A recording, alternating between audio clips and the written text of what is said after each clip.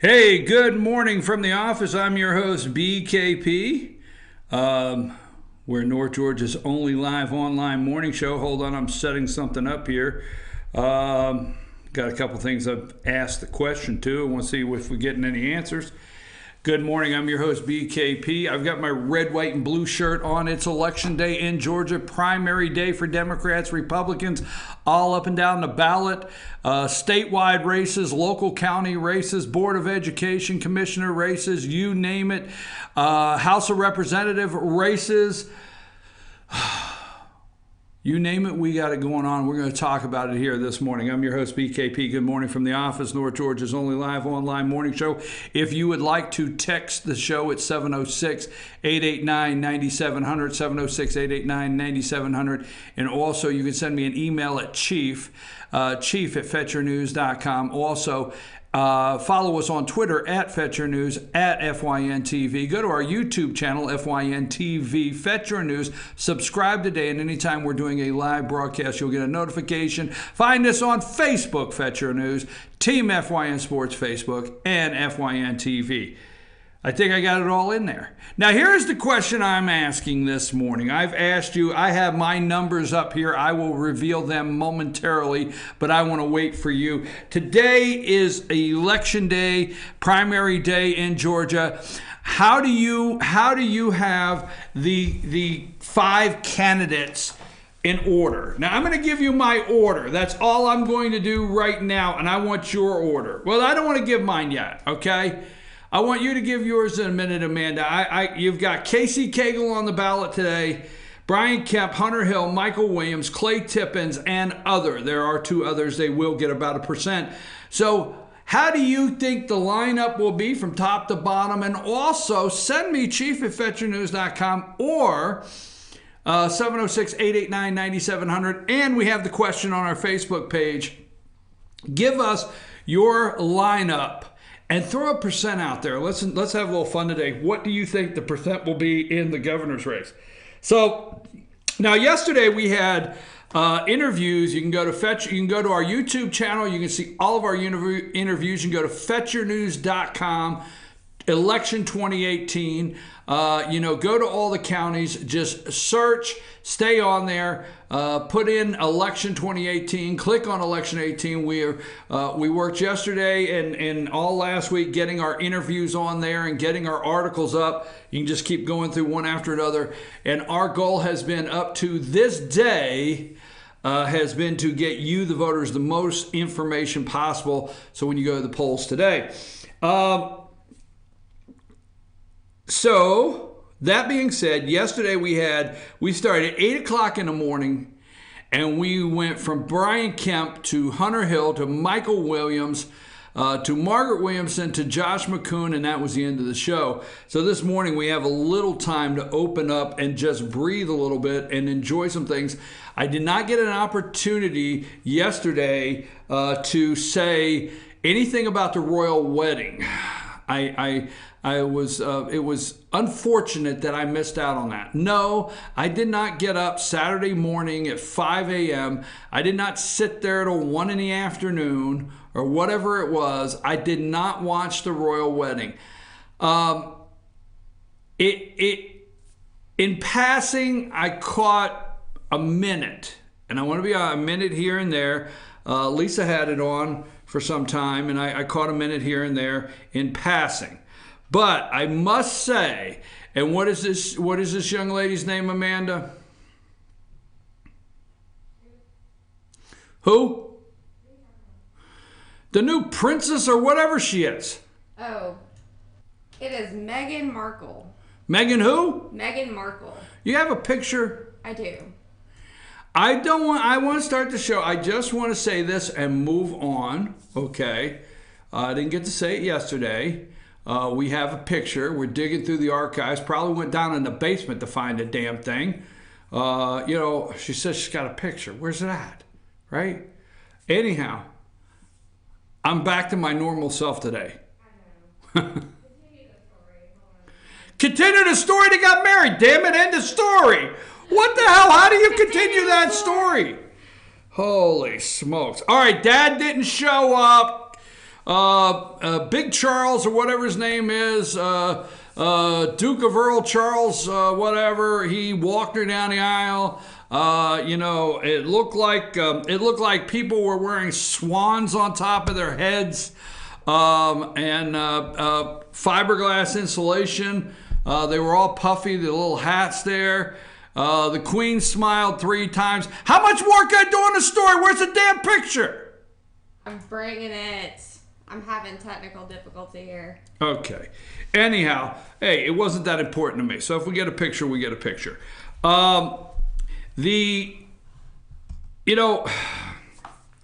Baltimore this morning, the 26th officer on the job this year, killed on the job.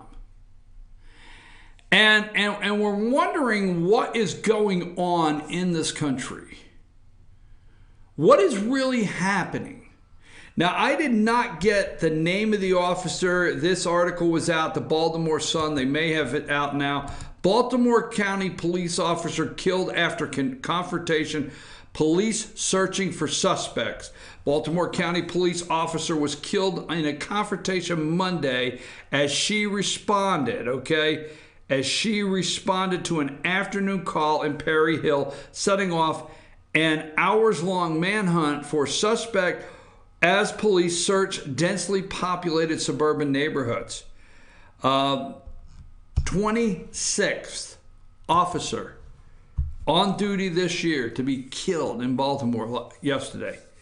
I don't know, man. I mean, that's a lot of numbers right there. 26, and just the fact that people are opening fire on our officers. Now, let me go through election, and we're going to talk about the deep state, and we're going to talk about what's going on with President Trump, and we're going to talk about the call for a second special counsel. We're going to talk about all of that, but let's stay in Georgia just a minute. Amanda, as I pull up these names, we'll go through them. Are we ready? Okay, today when you go to the ballot, you'll have a choice on insurance commissioner, state insurance commissioner. I would like to say this for a reason. It is what's called a down ballot race. And in the down ballot race, a lot of people just go with the last name they heard. And my hope is that you've researched these candidates. We have done research here. We actually moderated a debate with these 3 candidates. We've done a lot of work with them. We've interviewed them.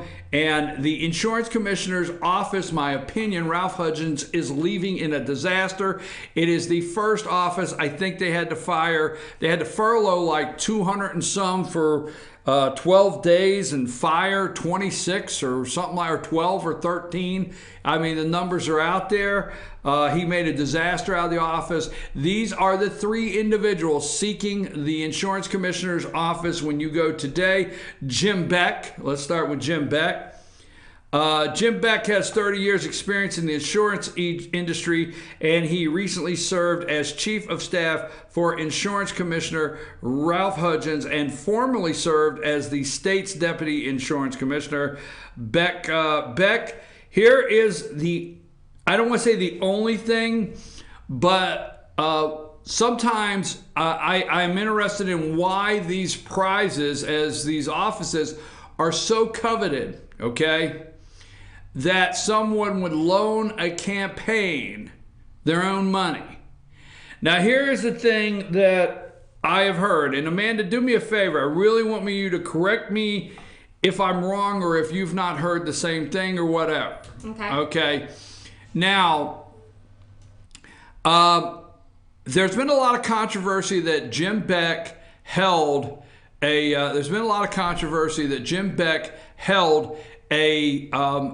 two jobs, one with the state and one in the private sector at the same time. That's been controversial, okay? And the controversy has been that he had a full-time state job, but yes, he was working in the private sector. Now, the state job was $19,000 a year, okay? Now, Jim Beck's answer to that has been, and several, that he kept a state job at the lowest level of $19,000 a year. He kept a state job so he could keep insurance for his wife who had cancer.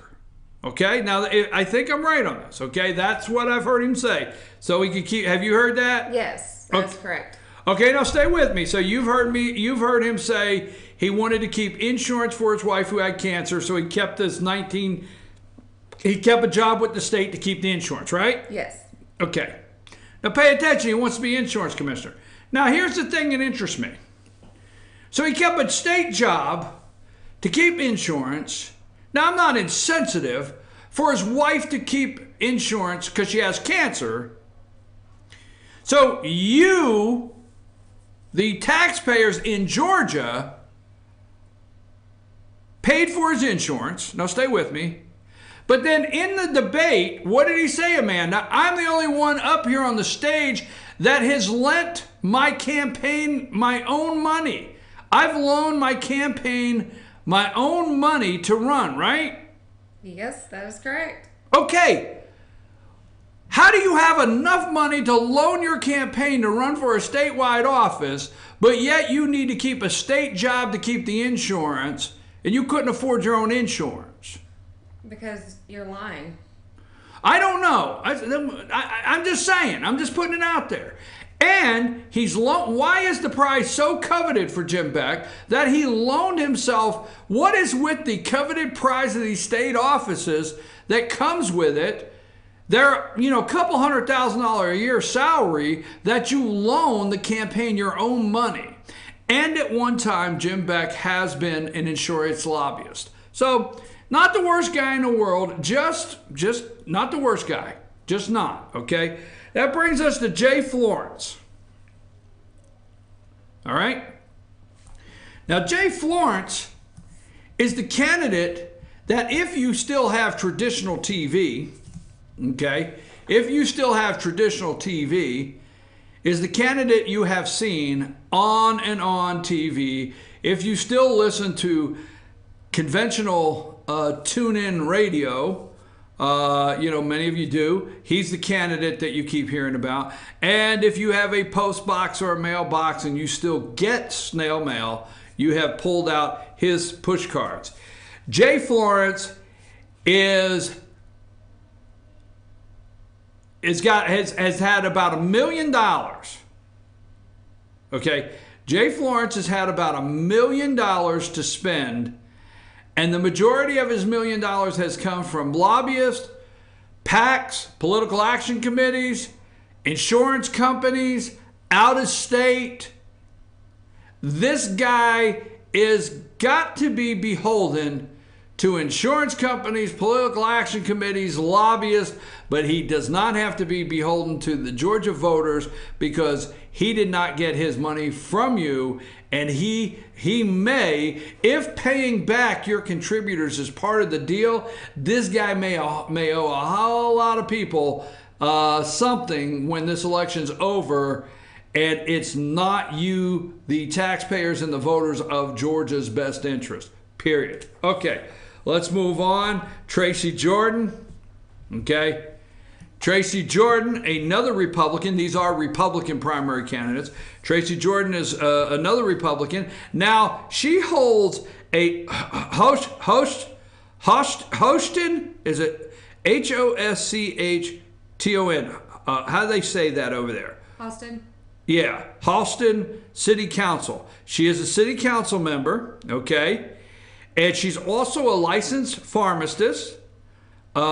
And she's a business owner and a full-time realtor, licensed pharmacist, and she's on the city council over there. As a pharmacist, Tracy Jordan says she's seen people and business fight with insurance companies and want to make them keep their promises. Now, Tracy Jordan is the outsider, okay? She is the outsider. She is the one that is not beholden to anybody other than her $25, $100 campaign contributors. She has a lot of small contributions that have come into her campaign. She doesn't have the lobbyist money. She doesn't have the political action committee money. She doesn't have money from the insurance companies. She's not able to loan herself big money as some candidates. None of the above. She is wanting to get in there. Her comments in our debate, and actually she says that she's not going to be beholden to anybody but the voters, the citizens. She wants to stop. She wants to stop increases, rapid increases in insurance premiums, and I would like for you just to really go to her website, look Tracy up, and take the time. I don't want to spend too much more time on this race. She is the outsider, and she's not beholden to anyone other than you, the citizens. And if elected insurance commissioner, may go in there and actually turn the thing upside down for you and I, not some insurance company or lobbyist. Now, Democrats who don't have the pictures, you do have Janice Laws today in the Democrat primary, and Cindy Zeldin. She's a Democrat. You have two Democrats on that side. And that's another thing we're talking about today, are the Democrats are lining up candidates. They are. There's not just a Republican primary. For all too many years, a lot of these races have been somewhat just Republican primaries, and it's over. This year will be different in Georgia. The Democrats are lining up candidates. Now let's go to the Secretary of State race, and in the Secretary of State. We'll talk about this last, but you got David Belle Isles. He's a Republican. This is your choices today as you go to the poll. You have David Belle Isle. I say Isles with an S, but it's David Belle Isle. He's the Republican. He's a small business owner, real estate attorney. He has served as the mayor of Alpharetta for over 6 years and grew technological companies in the city. Okay, so he is running for Secretary of State. He is stepping right out. Very popular in the Alpharetta area, very well known in that area. Maybe just not enough money, not enough statewide reach. This is where we get into, there's some good candidates here. Now, this race, I do not feel that way with the insurance commissioners, but when we get to the Secretary of State's race here, these are some good candidates. I don't have high negatives on any of the candidates. Only thing with David Belle Isles is former mayor of Alpharetta. Maybe not enough money behind him, and maybe just not enough statewide recognition. These are statewide races, but he will come in strong tonight, and he is one of your options.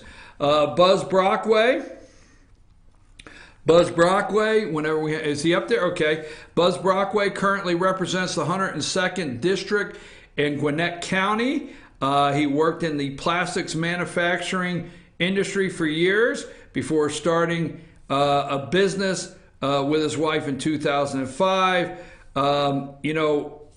Buzz Brockway, again, a representative. He's a representative in the state of Georgia, and he may not have the statewide recognition he needed, may not have the money he needed to run a statewide race. Good candidate, solid candidate. He'll get some votes tonight, but I don't see him to be in the top two tonight. Okay. Now that brings us down to, and we're talking about the Secretary of State of Georgia. That brings us down to Brad Raffensperger. There's no. It's Raffensperger. Yes. Okay. Say that again one more time. Raffensperger. Yeah, Raffensperger. Yes. Did I get it? Not burger. I got the B out. Raffensperger. Spurger. There you go. Brad Raffensperger. There you go. Republican. Brad has served District 50 in the Georgia House of Representatives. He sponsored House Bill 87 to reduce red tape by reducing the frequency that business must file with the Secretary of State. Now, this is a candidate that has loaned himself an enormous amount of money. Now, this is a good candidate. Okay, I told you in this race here on the Republican side, I don't know the Democrats that well, but they're all good candidates. Okay, Brad, I've met Brad several times. I've met the other candidates. I've met Brad several times. Nice man. Always starts every commercial with the first thing is letting you know he's a Christian. And some of his commercials have concerned me because I don't know what some of the subject matter has to do with Secretary of State. But I guess he's trying to convey to you he's a strong conservative. He'd like to be Secretary of State. He has spent an enormous amount of his own money to get here. He may be top vote getter tonight. Maybe. This is going to be between two candidates tonight. Maybe top vote getter. And if he is, it will probably be because of the fact that he pushed his name out, where Brockway did not have the money, and David Belle just didn't either put the money in or go for a big statewide presence, which he would like to have had. This guy, Brad Raffensperger, has put the money out, so he may be top vote getter. Now, last here on the list for the Republican side is Josh McCone that you have a choice in. Now, Josh McCone, today, Josh McCone is a state senator, and he has served in the state Senate since 2011, currently represents District 29, and this guy let me tell you what Josh has done. Josh has done since 2011. It's 2018. He never told me this. I don't want to say this as accurate knowledge of something that I'm definite on. But Josh has done an outstanding job. I'm going to say that down in District 29. But he's became well known within the state because as a senator, Josh came out of the chambers, the state house chambers, in the Senate side, always ready for a news camera. I mean, I don't want to say, there was people that would say, hey, jokingly, they'd say, Josh brings 4 different suits a day because he wants to change 4 times. He doesn't want to be wearing the same suit every time he does an interview. And between RIFA and RIFA was the #1 bill that he championed. Between 3 or 4 issues of his principles, Josh became known statewide without ever spending a dollar. He became a statewide name. In fact, there's areas that felt like, hey, this is our surrogate senator. I mean, this is our surrogate senator because he is fighting battles for things we believe in all over the state. He knew that years ago, and he got himself in the position when he decided to run for Secretary of State. Statewide, people know him, and he never spent a dime. Now his campaign, although he's had some money to spend, he had some pretty good fundraising. He has not had quite the money to spend and had not pushed the money out like Brad Raffensperger personally did.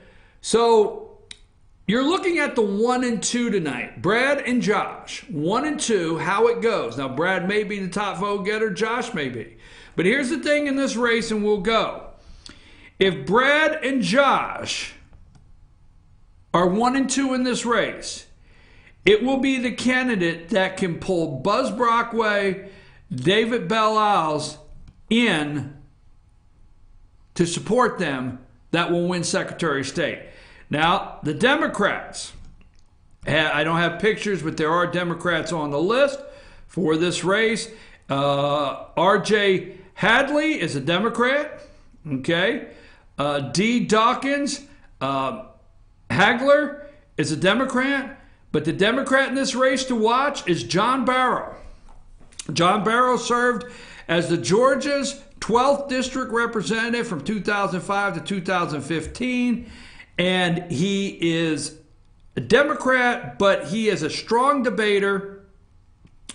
He will be a force in this race whoever he goes up against. But my prediction tonight is he'll be going up against, tonight it'll be a runoff in this race. My prediction, Josh McCoon and Brad Raffensperger will be the two tonight in a runoff. We're going to take a break. We're going to come back, go into lieutenant governor, and then we're going to go into governor. Now, I have asked you to give me your predictions of the lineup for governor tonight. Republican side, the lineup for governor. Okay, and what you think in Georgia will be the percentages. Give me your percentages too.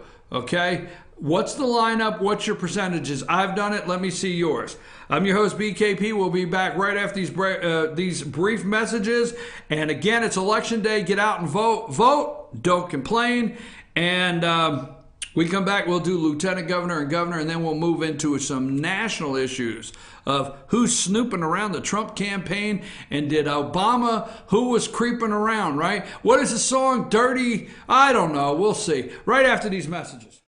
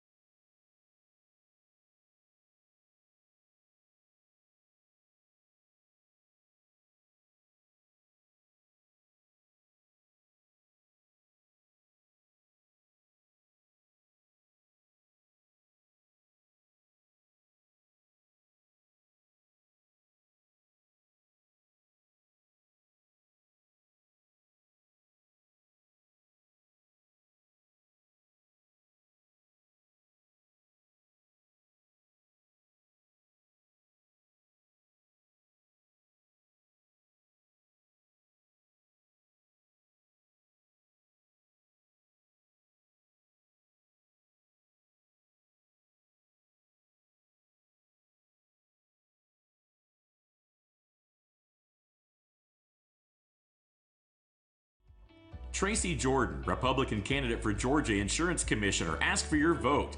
Tracy has her priorities straight. Auto insurance providers should no longer be allowed to raise their rates without approval from Georgia's insurance commissioner. Health insurance providers will reimburse claims within 30 days or be fined. Georgians will finally be able to count on an insurance commissioner who fights for them instead of the insurance industry. Vote for the true conservative candidate, Tracy Jordan, a voice for Georgians.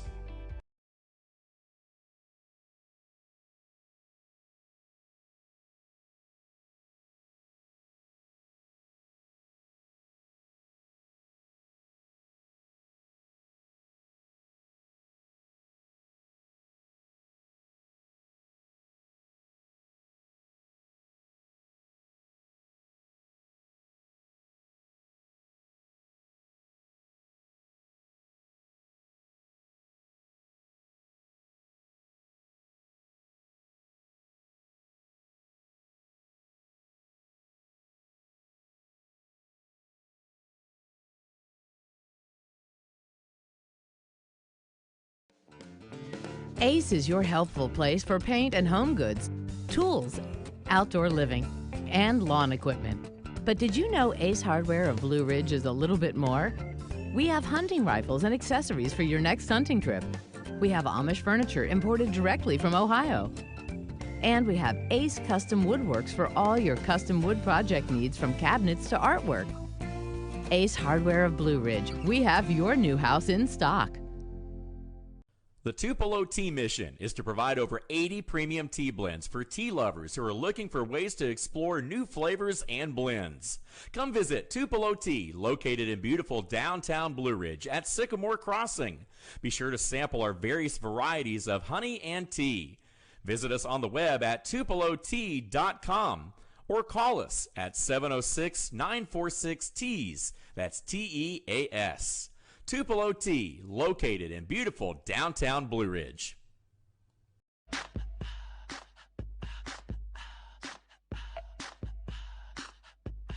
What you gonna do with all that junk?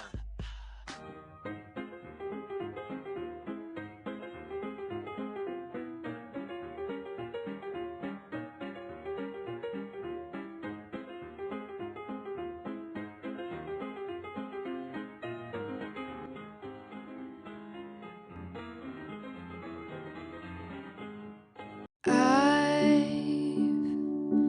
had the time of my life.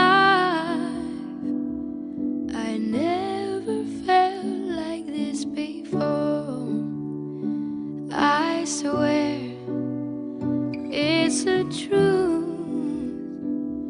and I owe it all to you.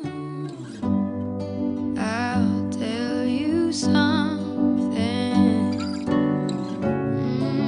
This could be love, because I've had the time of my life. I've never felt like this before, 'cause I've had the time of my life.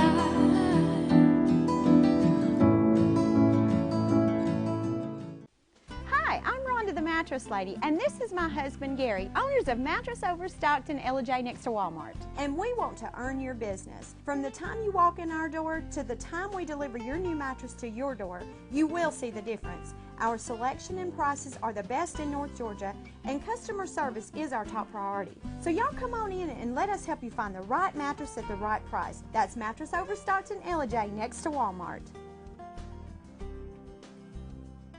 Better days ahead. Yellow pollen means green cash at Days Chevrolet in Jasper. The spring savings event is on at Days, and the discounts are deep. Now save up to $11,000 off select new 2018 Chevy Silverados, or up to $6,000 off select new 2018 Equinox. Pick any Chevy you want and save a bunch during the spring savings event going on now at Days Chevrolet in Jasper, where new Chevys cost less. Better days ahead, Days Chevrolet. Find new roads.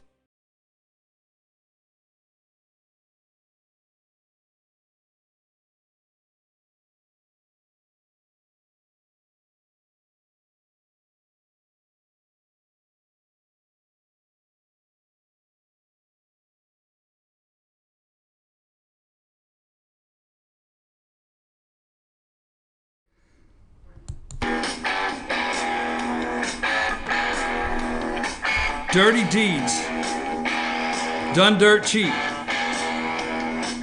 Right? I specifically said no. They're rocking out. That's what Barack Obama did. Dirty deeds done dirt cheap. Oh, God. Yeah, Barack Obama. They paid. Yes. Absolutely. Having trouble with your Trump on the ballot.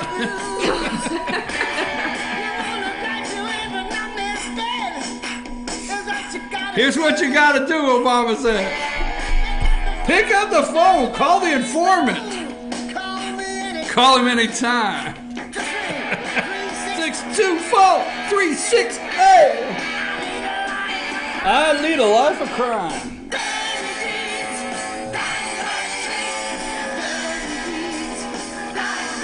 I tell you that, Obama. Hey, if you got Trump on the ballot, here's what you got to do. Pick up the phone. Call me. I'm always at home. Ready to go. The informant. Oh, my God. Only in America. What a country. Remember that comedian that always did, what a country, right? I said this morning, it will probably be easier. Oh, they're going nuts that Trump got rolled over the tariff deal with China, and it didn't happen, folks. Trump did not get rolled. He is actually negotiating. And, here is the thing. Before I get into the lieutenant governor, just write this down on a piece of paper. Will the media come out on the day that the trade deficit shrinks? Even an ounce, if it goes down just a little bit. If it goes down 50 billion, if it goes down any, will the media come out and lead with the trade deficit between us and China, or the trade deficit between the American manufacturers and the world and our farmers, our agriculture, has shrunk any? Will they lead with that story? I want to know, because when that day comes, I want to see them lead with the story that Trump's negotiations and what is happening in the world has actually shrunk the trade deficit. We'll see what happens there. But I said this morning, it will be easier for Trump to negotiate new tariffs, new trade agreements with China, denuclearize North Korea, than for us to be able to and the deep state here in America, all these bureaucracies. We'll talk about that a little later. It's election day. I'm your host, BKP. It's election day here in Georgia, and that means we have some major state races. You have some local races on the ballot. You have commissioner races in Fannin County. You have Board of Education races at Fannin County, Gilmer, all over the state you have these races. Here's an interesting race up in Union County. Now, before we go, do me a favor, find me a picture. I want to do this race, Mickey Cummings and Matthew Gertler. Get me that picture and tell me when you have those, okay? And I didn't have these on the list, so I'm sorry. And I want to say Amanda does an outstanding job. Just, hey, could you get that for me? So anyhow, in North Georgia, there's a particularly interesting race that we've been watching, and it's the Georgia 8th District, House District. And it's currently held by Mr. No. And we didn't label him Mr. No. The AJC wrote an article and called Matthew Gertler Mr. No, representative from the 8th District. He has voted out of 188 votes. I think he voted 74 times no. He voted 20 of those 74 times. He voted no all by himself. He was the lone no in the wilderness there, 20 times out of the 74 votes. No votes. And then out of the 74 votes, I think it was 34 or 36, somewhere around there. That's Matthew Gertler. Somewhere around there, he was only within 3, so the House would vote 169 to 3, and he'd be one of 3, about 36 times that had no votes. So anyhow, that got him named I'm going to call him the hero, I forget the exact award, of the State Georgia Republican Assembly. Got him the Conservative Hero of the Year award. Leave him up there because I'm still talking about him. I got some other things I want to say. And he won the no vote, but he upset some people, particularly the governor of Georgia and particularly Speaker of the House David Ralston. And they had a rally for Mickey Cummings. Let's put Mickey up. I want to switch him back and forth. I'm sorry. We'll put Mickey up. This is his opponent, Mickey Cummings, up there in the 8th District. So Speaker of the House David Ralston and Governor Nathan Deal went up last week. I attended that. Put the video up there if you want to watch it and see if it's not too late. Voting all day long. I think polls close at 7. So if you, Mickey Cummings, they had a rally, and Governor and David Ralston went up and supported Mickey Cummings, along with about other 150 in the room that are running against him. So Gertler, go back to Matthew.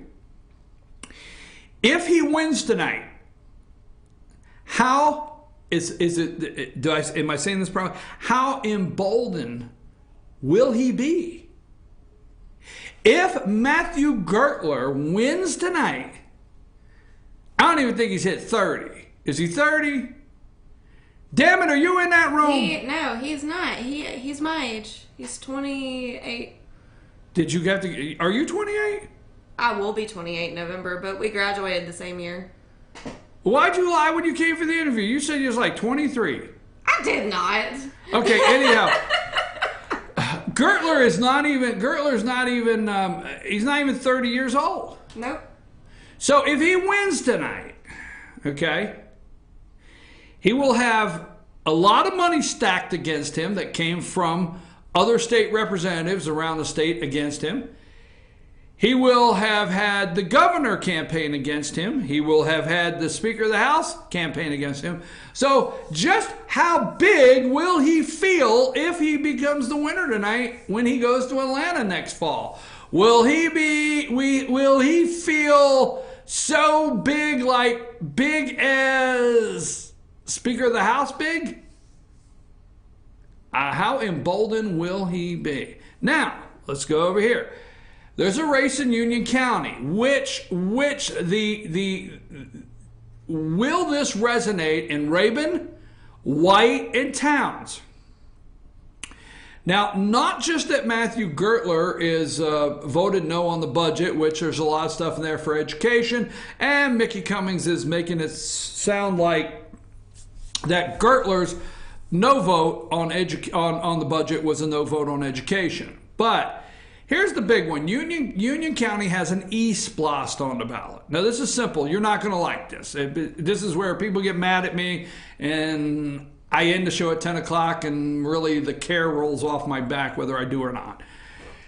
Sometimes you just got to say the facts, and you know somebody's going to get upset. Now, there's an election in Union County today, Georgia, on E-SPLOST. That's Education Special Purpose Local Option Sales Tax. Now, it runs out, and they renew it. Okay? It's 1 penny. And it goes to capital improvements. The school system can use it to buy buses, capital improvements, build new buildings, whatever. Okay? It runs out. Now, Matthew Gertler put 2 and 2 together. Matthew Gertler, okay, won the statewide Georgia Republican Assembly Conservative of the Year award. He's their hero. Second, okay, he's their legislative hero of the year. Second, there are chapters. So the Union County Georgia Republican Assembly, all right, has endorsed Matthew Gertler. Well, that's nice. They can do that. So they've endorsed him. But the Union County, okay, Georgia Republican Assembly endorsed Union County Cares. Union County Cares has been a full-fledged, in-your-face campaign to end E-SPLOST, asking you to vote no on E-SPLOST. They want to end it. They want you to vote no. Okay? So, realistically, if you're a no vote or if you're a participant, okay, in the no vote category, you're Matthew Gertler's supporter. Those are his supporters. If you're a yes vote in Union County to renew the E-SPLOST, if the teachers and the administration, if you're a yes vote to renew the E-SPLOST, then Mickey Cummins is your candidate. And that's pretty simple. He's supporting the yes. Now Gertler will not. He'll say that's a county issue, that's a local issue. But the reality is his supporters are working hard day and night. The people that are working hard day and night for Matthew Gertler are working hard day and night to end E-SPLOST. Now, will the ending of E-SPLOST, because it gets very controversial in the school system with teachers and so forth, and administrators and Board of Education, they want you to put that back in place. So will that resonate, even though they're not on the ballot, with the people thinking, well, wait a minute, if these people want no on E-SPLOST and Matthew Gertler is tied to that unofficially, but he is, does that resonate in Towns? Does that resonate in Rabun? Does that resonate in White? So that's an interesting one to watch tonight. But Matthew Gertler wins tonight. Just how bold will he go when he gets to the Gold Dome in January? Okay, let's move on from that one. I threw that one in there, but was that worth talking about? Yeah, I think it was. Okay.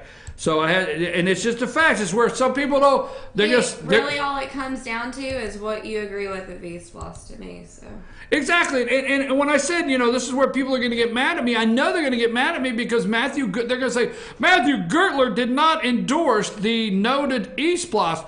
No, but come on, tell the truth, damn it. If you see the same people, I've watched the pickup trucks. I know the people. They have a stack of no vote signs in the car, and they have a stack of Gertler signs in the car. And they get out on the side of the road, and they put a Matthew Gertler and a vote no to E-SPLOST together, and it's the same people. I mean, seriously. So I understand he's not officially. Same thing with Mickey Cummins on the yes votes. Okay, Lieutenant Governor of Georgia. Who wants to be the next Lieutenant Governor of Georgia? Let's do this one before we do the Georgia governor's race. Okay, Lieutenant Governor of Georgia, we have Jeff Duncan. Jeff Duncan, come on down, former minor league baseball player, and he also House of Representatives. He's a These are Republican candidates. Jeff Duncan is a former Georgia Tech standout who pitched 6 seasons in the Miami Marlins minor league system. 2001 reconstructive shoulder surgery forced him to end his career. Duncan decided to run for office in 2011, and he won the seat in 2012 by 55 votes. He is a member of the House of Representatives. Now, this is unusual because This is unusual because Jeff Duncan is a member of the House of Representatives. It is kind of unusual that a member of the House of Representatives wants to move over across the Capitol to the other side to the Senate, because your lieutenant governor presides over the Senate in the state of Georgia. But Jeff Duncan is probably number 2 vote getter here. Will this be a runoff? This is going to be close. This is going to be the one that may be won outright, but Jeff Duncan has had a good social media campaign. He has had a lot of face-to-face. He has done the traveling. He's been across the state. He's been in. I was in a living room with him up there in Towns County, Georgia, not long ago. He has been at our office here. He's eat breakfast, had coffee, and went for an evening coffee at houses all over the state. So he's worked hard for it.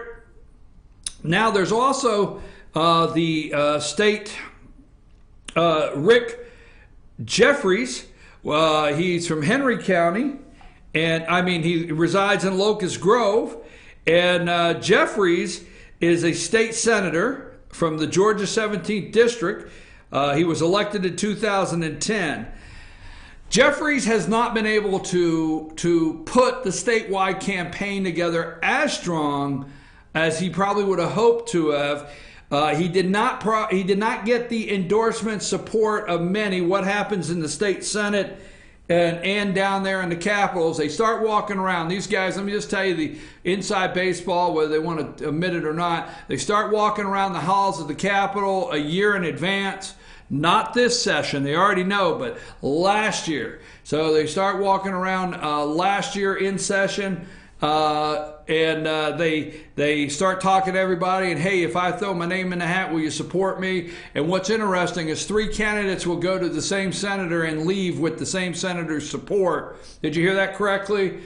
3 candidates will go to a senator and leave with the same senator's support. Hey, if I decide to run for Secretary of State or I decide to run for the Lieutenant Governor, you think you can get behind me? Sure, I think that's something I can do. 5 minutes later, you come out of the bathroom. Hey, I'm thinking about running for Secretary of State. If I do, you think you can get behind me? Sure, that's something I think I can do. I think I can do that. I'll have to get back to you, but I think I can do that. And, same senator endorses 3 different candidates in the same day in the halls of the Capitol there, and they won't admit that. So what happens is you got a guy like Rick Jeffries, who is in the Senate, that leaves and goes home and says to his wife, hey, I've got 18 senators that support me. I'm just using these numbers. Don't quote me on this. I got 18 senators that support me, and I really think I can make a statewide race, because what happens is you need those senators all across the state to get that statewide race, because they're the ones that help get your name out. Because you're locked in a Senate district, they don't know you in these other areas. So that's where that support is big to help get your name out in the statewide campaign. Well, Jeffries did not quite get that support he was probably looking for, and maybe a lack of enough money to really do a hard campaign. Jeffries will probably be 3rd in this race for lieutenant governor. That's Jeff Duncan. Jeffries will probably be 3rd in this race. The winner outright, my prediction, will be David Schaefer. That's my prediction tonight in the primary. Republican David Schaefer. He's been in the Senate. He was appointed executive director of the Georgia Republican Party at 25 years old. At 25 years old, Schaefer was appointed executive director of the Georgia Republican Party. Let me tell you something. At 25 years old, when he was appointed executive director of the Georgia Republican Party, Georgia Republican Party was in minority. Georgia Republican Party held the minority in the Senate, was in the minority in the House, did not have the governor's house. mansion in his state when this 25-year-old kid got appointed executive director of the Republican Party. David Schaefer, you can call him establishment, you can call him party line, you could call him whatever, but he was there as the Georgia Republican Party made every move, did everything, and pressed forward to make the House of Representatives, the Senate, and the governor's house Republican. He has a lot to do with laying that groundwork. He has a lot to do with moving the party forward in the state of Georgia and the direction it has gone in to secure all the branches of government in Georgia. That being said, he's also a state senator. He has been the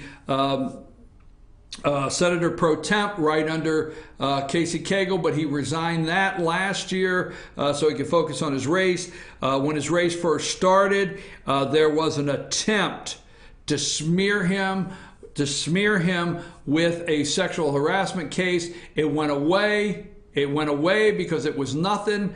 It was a nothing burger, as Reince Priebus would say, a nothing burger, and it was vetted through the Senate, a Senate committee that looked into it. Nothing to see. He has come out strong. The strongest commercial I've seen this year. I've heard so many people talk about the best commercials, and yes, ones that appeal to us by Second Amendment is David Schaefer's commercial saying that he was adopted. And showing the picture of him as a young man, and he was adopted in Georgia. He was adopted, and he has loving parents. And he talks about the adoption bill. So David Schaefer is one that there's a prediction around the state. There's talk around the state that Schaefer could come out of this 3 Republican primary challenge race with 50 plus 1. Remember, Georgia is a 50 plus 1 state, 50% plus 1 vote. There's talk that Schaefer could be the guy to do that. If not, a runoff would likely be between David Schaefer and Jeff Duncan. There are Democrats in the race. Like I said, all of these races will be contested. And this election this year in the state of Georgia will go to November. Generally, they don't go to November, but this one will. Trina Arnold James is a Democrat challenger, and Sarah Riggs Amenko is a Democrat challenger. There's 2 there on that side of the ballot for the primary. We're going to take a break. We're going to come back, and it's time to talk about the Georgia governor's race. And yes, we will, I promise, do some national news, but it is election day in Georgia, and we're focusing on that and our election coverage all day long.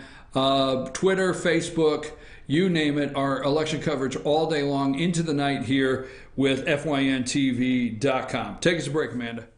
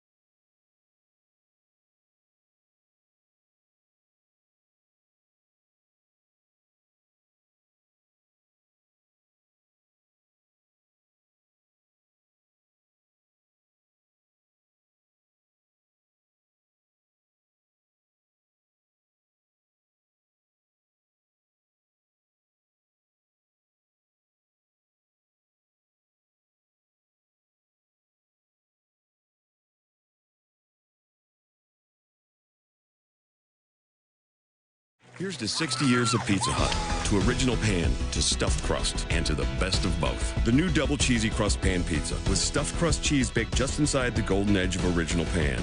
Here for a limited time. No one out-pizzas the Hut.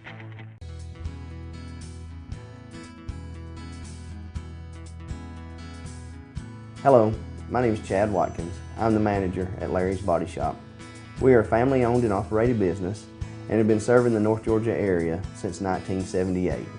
We are located at 1216 Progress Road in Ellijay, Georgia. Our shop specializes in collision repair, and we work with all major insurance companies. Larry's Body Shop is ICAR Gold, the highest role of training recognized by the collision repair industry. It is estimated that only 10% of collision shops meet these standards. Our shop consists of state-of-the-art equipment such as laser measurement system, down-drive spray booth, spot and MIG welding equipment.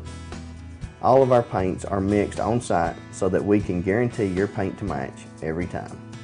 I know that having an accident can be a stressful event. We take pride in making sure our customers are satisfied with the repair of their vehicles. Our waiting area is clean and comfortable with free Wi-Fi and refreshing beverages.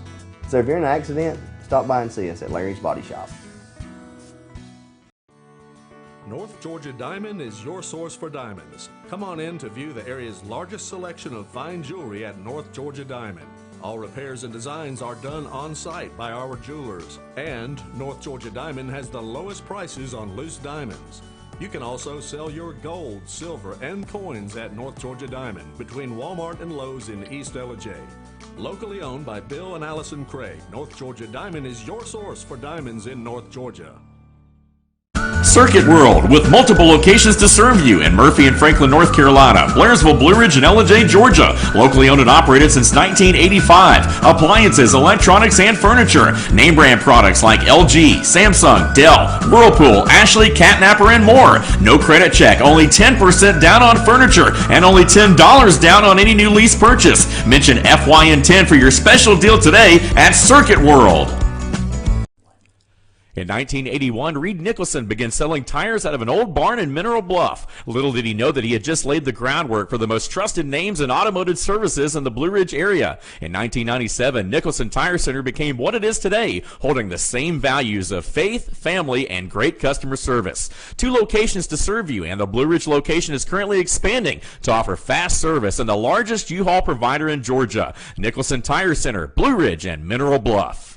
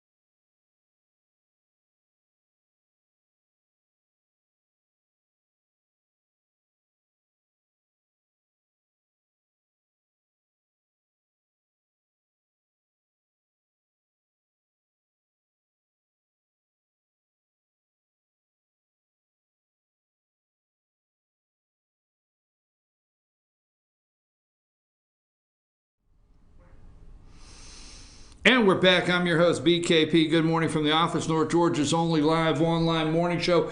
We have been looking at Georgia, staying focused, and we will get back to national news.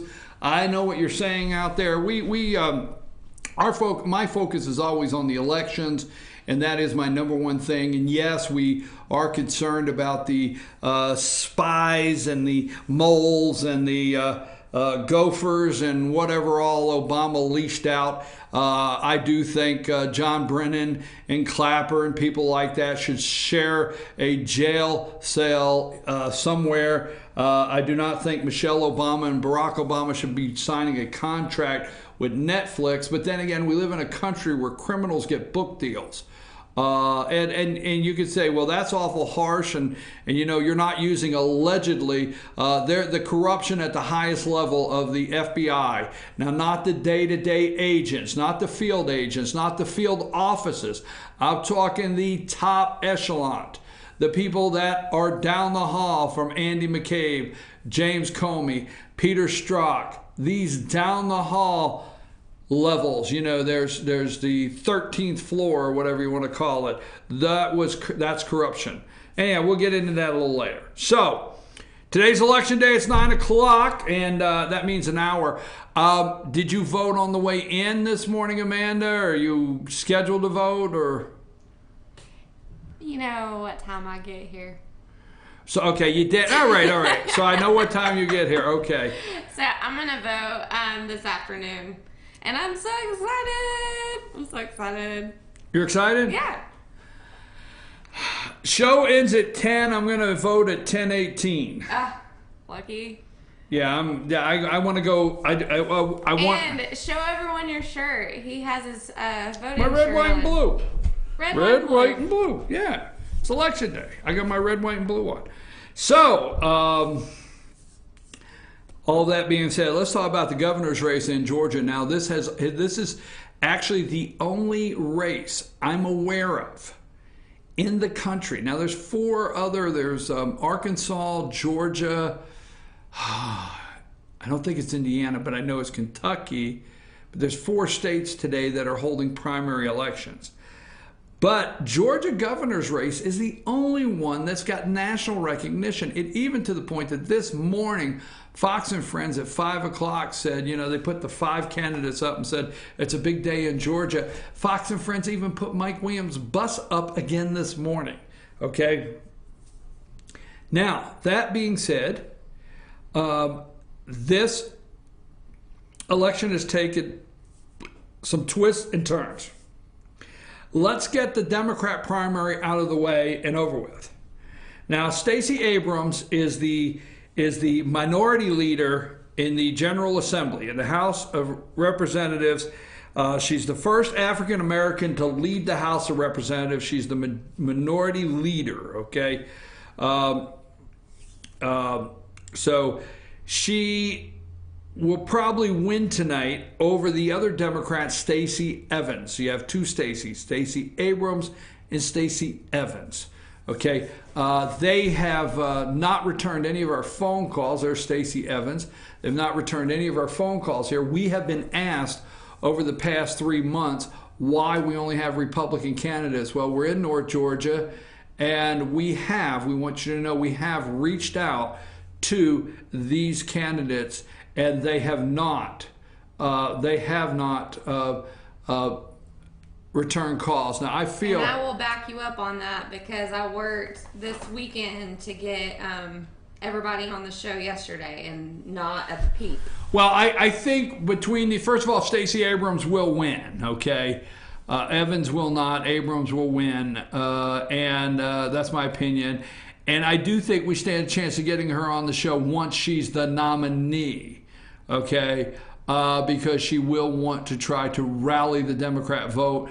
I will tell you this, I don't know, I think just when the Democrats stand a chance, and for those Republicans out there yelling through the camera, I do think Democrats stand a chance to take back Georgia, and I think we, conservatives, we, Republicans that act like, are supposed to be conservatives, that act more like Democrats, but on the Republican side of the aisle, we have created the atmosphere for a Democrat to get elected in Georgia. We just have. We've created that atmosphere for a Democrat to get elected.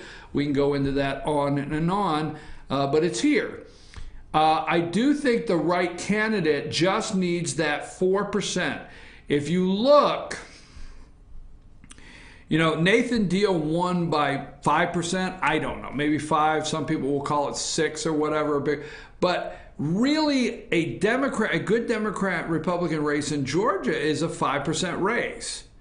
And right now would have been the perfect time of the year for the Democrats to have a candidate on the ballot to get the 5% they need out of rural Georgia, because there are so many in rural Georgia, there's so many Democrats on the ballot. I mean, there's a Democrat on the ballot we're going to talk about in the 9th district that will bring people out to vote. There's in the 9th Congressional District. There's Democrats on the ballot for Board of Education, Board of Commissioners up in Fannin County. There's a Democrat on the ballot, Rick Day, for the 7th House District here in Georgia, right here where we're at. So there's so many Democrats. And I told you, look at every one of these races we have highlighted this morning, from Secretary of State, Insurance Commissioner, Lieutenant Governor, right to Governor. There are Democrats everywhere to pull the vote in. So I think this year would have been the perfect time for a Democrat to field a candidate in the Georgia governor's race to get that 5% vote they need in rural Georgia. But Stacey Abrams will not be. I will tell you this. Let's go. I guess Brian Kemp coined this phrase the other day. Is that what it called? Yep, I said it, right? I said that. I watched a little bit of the Democrat debate the other day. And in a little bit of that Democrat debate on Sunday, obviously, the African-American woman that is some kind of political something down there in Atlanta, she's African-American. That's the political correctness side. Let me get you a 50-50, okay? 50% political correctness, 50% not, okay? The African-American version of Rosie O'Donnell that asked questions on the debate panel there, okay? She looks at Stacey Abrams and she says something like, how do you think you will do being a black, progressive, female, woman? Now, she went all the way around it, unmarried. Well, now, I'm sorry, damn it. I mean, is she gay, lesbian? What is she? Because, that's what I've been told. So why didn't you just throw it in? What the hell's wrong with you? Why didn't you just throw it in? That's what she was asked. She was asked, how do you think a African-American, single, black, blah, blah, blah, blah, blah woman will do with white voters? Those white people. Stacey Abrams had to say, I see white people. How? Well, I'm going to answer that for you. You Rosie O'Donnell look-alike. They're not. They're not. Rural Georgia is not going to come vote for her. Get mad. Can you throw anything at me? It's not a Democrat race. They're not going to. And second, just when the Democrats have a state. Now, I know Republicans are screaming, shut the hell up, will you, damn it? No. You have a state that is crafted and ready for that Democrat. But you get a candidate like Stacey Abrams, okay? And then you got Elizabeth Warren and Bernie Sanders types coming in and rushing. These people are rushing so far to the left right now. There's no way of getting even close. There's no way of throwing a gravitational pull to get her close to a center to win Georgia. And if Georgia is what's called a center-right state, and I hate when they start all that garbage, it's a center-right, it's a center-left, it's a center here, it's a moderate. What the hell, okay? But if Georgia is a center-right state, this lady is so far to the left with Bernie Sanders endorsements and wacko endorsements and her policies that in the general election, you can't pull her back even enough with the gravitational force field to get her anywhere near the center. Now, let me give you a senatorial race, okay? Michelle Nunn. When she ran against David Perdue, she did not come close really at all. But when Michelle Nunn ran against David Perdue, she went so far left. Not even as far as they are going now. They're going just when the Democrats could do something in Georgia, they're pushing so far left that their gravitational pull can't pull them to center. Michelle Nunn had the name Nunn, and that pulled her back close enough to look center, although she was not. Stacey Abrams will be the Democrat candidate, but she will not win as next governor of Georgia. We will see a lot of time. Why not say it now? Now, on the Republican side of the coin, Casey Cagle's the lieutenant governor, okay? Casey Cagle, actually crafted a whole lot of legislation. Brian Kemp said this the other night in the debate. Sunday in the debate, Brian Kemp said it's interesting. The only time you can be a conservative is in election year. This election year, you seem to have election year conservative legislation. That was Brian Kemp's words, not mine. But Cagle became very fortunate early on, okay, to have that NRA / gun control / Delta encounter. So Casey Cagle got national recognition. He got the NRA endorsement. Now, we'll tell you this, and we'll say this on the record today, Tuesday. We asked every candidate for their NRA survey. Brian Kemp, Hunter Hill, Michael Williams, Clay Tippins, and Casey Cagle. We received Michael Williams, we received Hunter Hill's, and we received Brian Kemp's. Clay Tippin is just too arrogant and condescending to send you anything, okay? Maybe he's out swimming or something. Anyhow, that being said, but Cagle's campaign did not send us a copy of their NRA survey. Their quote to us was, "Isn't just the fact the NRA endorsed him enough for you?" I said no, but it is. That's all we got. So he received the endorsement of the NRA. He was fortunate enough to have the bump heads with Delta, the tax cut. It all looked good for him. He made national news. He was fortunate enough that the President of the United States passed this massive tax cut, which gave Georgia such a surplus that they were able to cut 0.25% or 0.5%. It's like 5.5, 0.5% of taxes, like they've really done something. But they were able to do that this year, thank you, Donald Trump. So he's able to brag about a tax break, able to brag about Delta, and several other things. So Casey Cagle came out of the box with what many called a 41%. So he started with 41%. A month ago, he went to 41%. So he never moved the needle. Now, a month ago when he was at 41%, I will tell you this, I was with his campaign no less than 3 weeks ago. There's a time in his campaign that they realized there was going to be a runoff. Okay? And at that time, they went into don't make any mistakes mode. Okay? Because there was a time about a month ago that Casey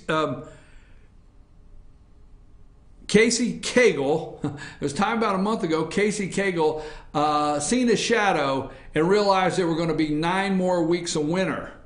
All right?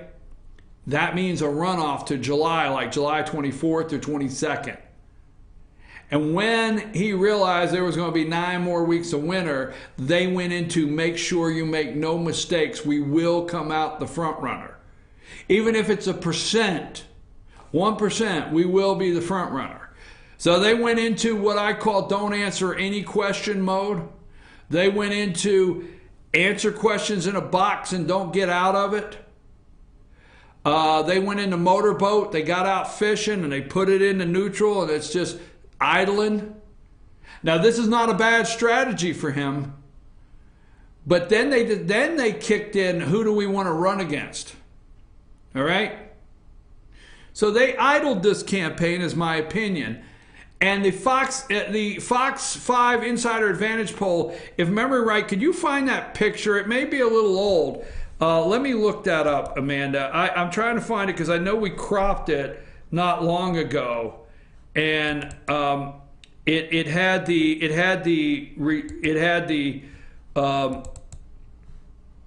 here it is. And the Fox 5 Insider Advantage poll, waiting for it to come up here. Casey Cagle was at 35%. Brian Kemp 17, Hunter Hill 10, and this is only a week ago. So he never moved the needle up from 41. and he drifted back to 35 in probably what is the most solid polling at this time. And he made a decision a couple months ago, or at least a month ago, when they really realized, hey, they're not going to pull this thing off and they're not going to move the needle. Who do I want to run against? So that being said, you got Casey Cagle to pick today. He's the lieutenant governor of Georgia.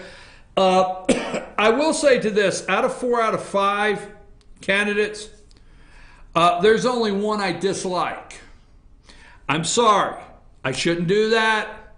Only one I dislike. Only one that I'm not endorsing any candidates, but there's only one that I can guarantee you will not get my vote. And that is Clay Tippins. Absolutely not.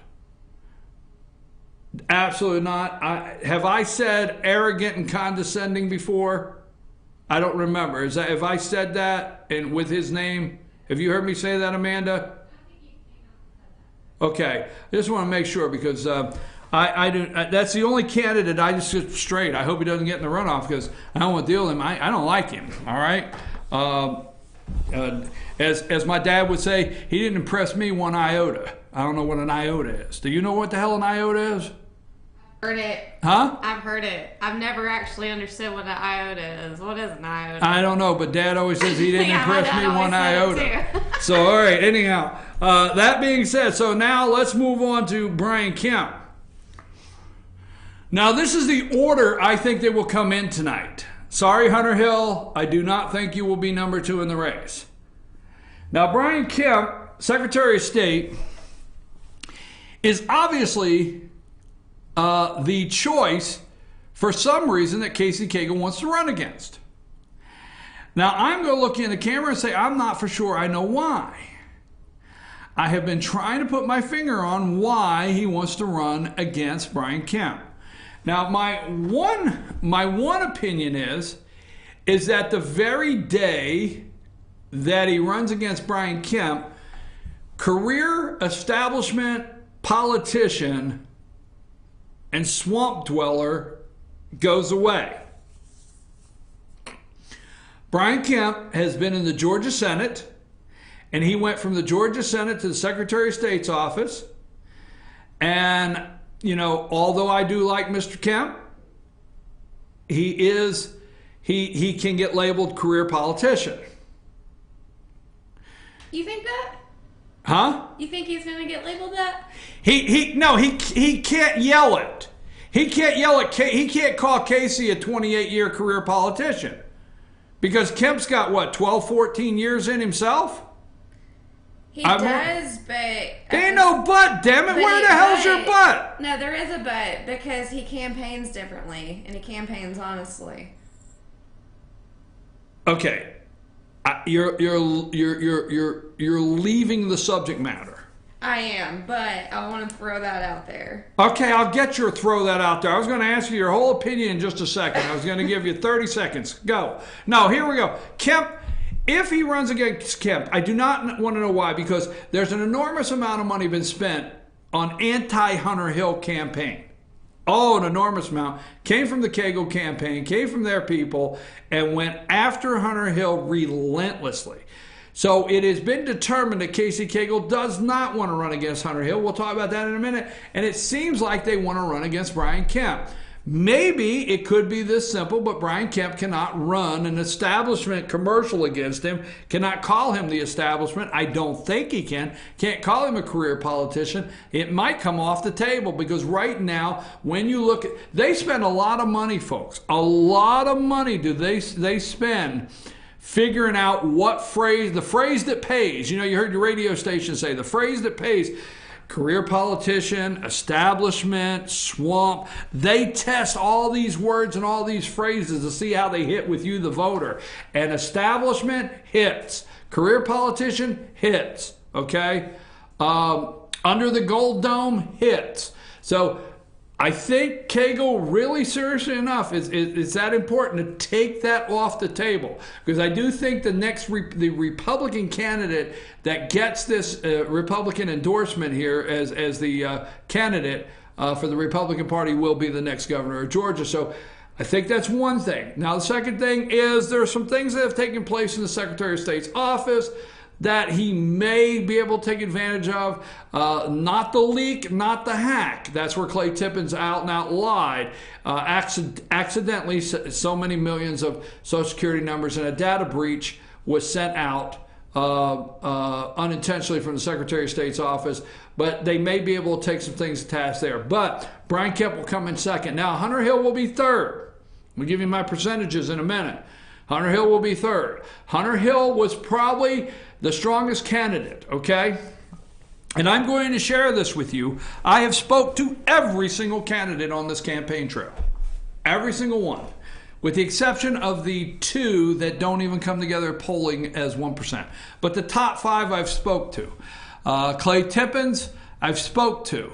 He's chose not to speak to me. You know what? I just thought about it. I keep telling you I don't like Clay Tippins. I figured it out. You know what it is? What is it? He doesn't like me. That's okay, but I got it. He doesn't like me. Okay, so Tippins, he doesn't like me. Get him off the screen. I don't want to look at him until I see it. Are we going back to Hunter Hill? So I have spoke to every one of these candidates, every single one, and I've told everyone. This is not a secret. This is not off the record. Okay, Hunter Hill, I've talked to him. Pools Barbecue. I've talked to Mr. Kemp. He was right out here in our lobby. I have talked to Michael Williams multiple times, and I've talked to Casey Cagle. Early on in the campaign, I actually told Casey Cagle, this is early on. I mean, this session was still going on. This is February or March. I told him, you know, in March or April, I said, hey, the guy coming right after your heels is right there, Hunter Hill. I said, that's the guy on your heels. I told Casey Cagle that. I said, that's the guy on your heels. That's the guy when you look in your rearview mirror, you're going to see right there. I said that to him. Okay? Point being is, he has been the rearview mirror guy until the last 33 weeks. Till Kemp launched some pretty good national ads that hit pay dirt with people and resonated. Okay? And there was a side of Kemp that everybody saw in the last couple of weeks that they really liked. They really liked. But this guy here, he got a little flat, okay?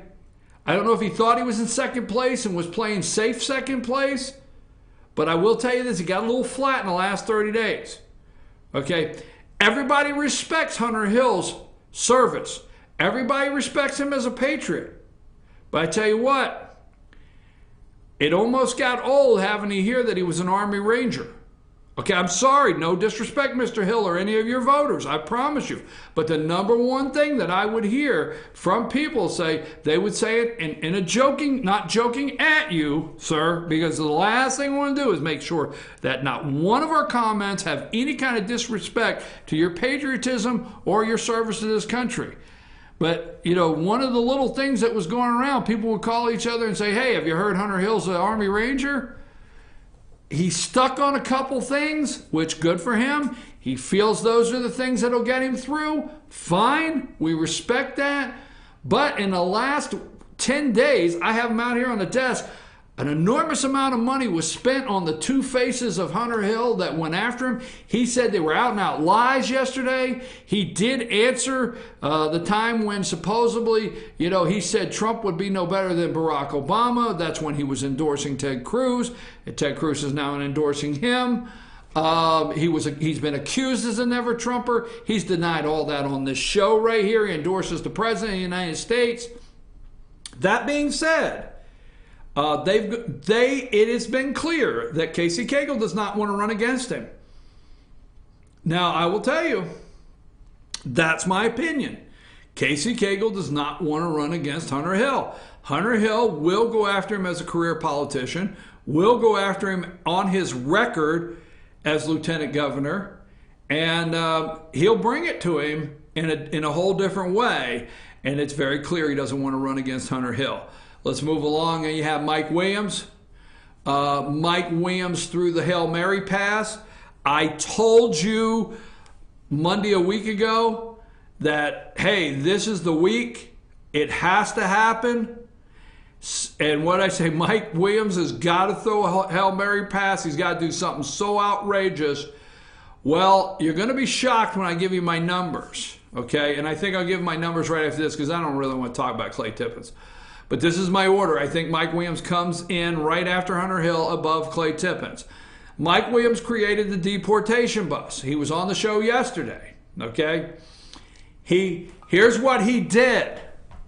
And people, when you go to the polls, there are a percent of people that look at the ballot and say, I kind of like that guy. It don't matter if they saw his commercial for, 30 seconds, and that's all they know. I kind of like that guy. All right? A lot of people don't know these people when they go to vote. So Michael Williams throws the whole Hail Mary pass at the deportation bus. He makes statewide news. He is opened up to a whole new group of people that didn't even know he was running. Now, if you're a Michael Williams supporter, you're angry at me saying, yeah, we knew Michael's running. We're Michael. But I tell you what, there's a lot of people that did not know because he's self-funding his campaign for the most part. He's getting small contributions for the most part. He doesn't have the big money in his campaign. He's gone door to door, foot soldier, grassroots, and local level people working for him getting the vote out. And he threw a Hail Mary pass, and he needed the state to look at him again. I said it yesterday. Would you agree, Amanda, that at least the bus got people to know his name and got them to look at him, like him or not? It did, and I want to throw something in there. Just from all the social media platforms, Twitter, Instagram, Facebook, you would be surprised with all of the negative press that went on with the bus. I have never seen so many people from that bad of media backlash all of a sudden pop up and say that they're going to vote for Mike Williams. They're going to vote for Michael Williams. Yes. Right. It's crazy. Yes. He has put his name on the ballot. Now, I understand, well, his name's been on the ballot for a while. Well, listen to me close. What I'm saying is he stamped his name on the ballot this week, like him or not. Did he not? He sure did. Okay, so drum roll, please. And I know you don't have it ready, but here you go, folks. This is how I see tonight's turnout. Wonder what you have for tonight's turnout, but this is what I see. I'll pull it up here in a minute. First of all, I feel Brian Kemp will hit within single digits. That's number one in my prediction. It'll be a single digit. I believe Casey Cagle will get 31% of the vote. 31%. Casey Cagle. I believe Brian Kemp will come in second with 23% of the vote. Brian Kemp with 23%. That's my number two. Okay? Single digits. I believe right after Brian Kemp, Hunter Hill will come in with 20% of the vote. Okay? Hunter Hill with 20%. Now, I think it was too little too late, or you needed 2 Hail Mary passes, my good friend. Okay, I like you, but you needed 2 Hail Marys. You're down by 14. You threw a Hail Mary, you got 7 back, you lose by 7. Michael Williams, you're going to lose by 7 there to Hunter Hill. I think you'll come in third, but you'll have 13%. So I know polling said you had 3%, but I think you're going to come in there right behind Hunter Hill and make a decent showing at 13. I think Clay Tippins will bottom out at 12%, right under Michael Williams.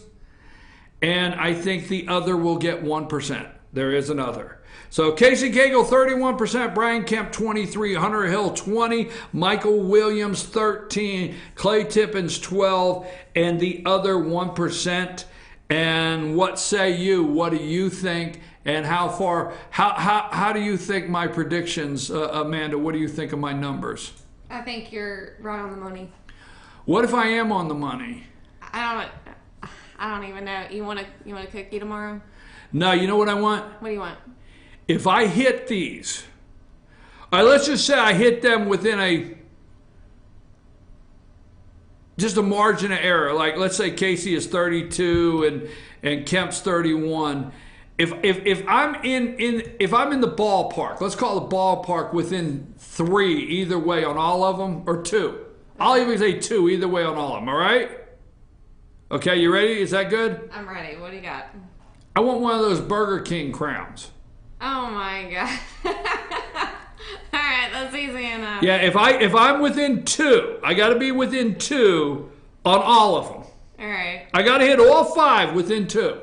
Okay. And if I hit all 5 within 2, so if Kegel's 31 Well, or I can get you that on a regular day. You sure you don't want No. something I want to be king for a day if I hit all 5 within 2. Okay, that's easy enough. Okay, get out and vote. Don't complain. I don't want to hear it. Damn it, I'm on a roll today. I'm having too much fun. We're going to take a break. And I am going to come back and introduce you to a Democrat that's going to cause just enough heartburn in the 9th District. Just a little heartburn where the guy's going to have to get some hand acid from time to time because you got to give it. The guy is out there day to day saying, vote for me. Back after these messages.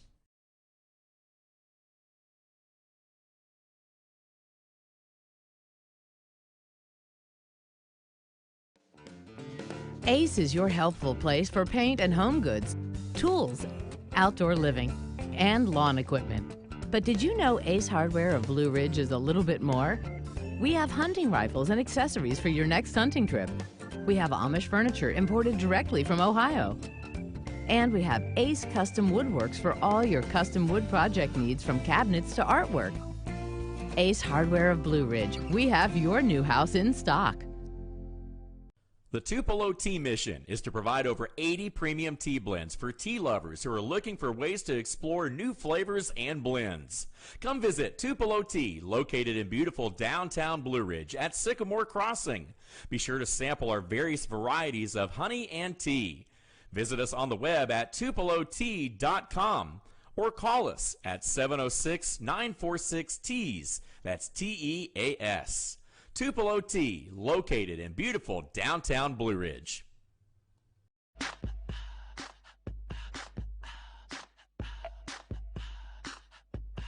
What you gonna do with all that junk?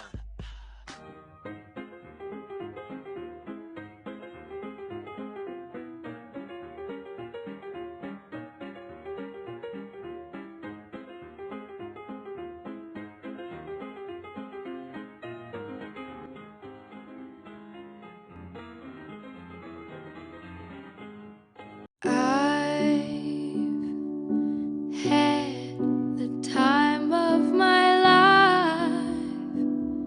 I never felt like this before. I swear it's the truth, and I owe it all to you. I'll tell you something. This could be love because I've had the time of my life. I've never felt like this before, 'cause I've had the time of my life.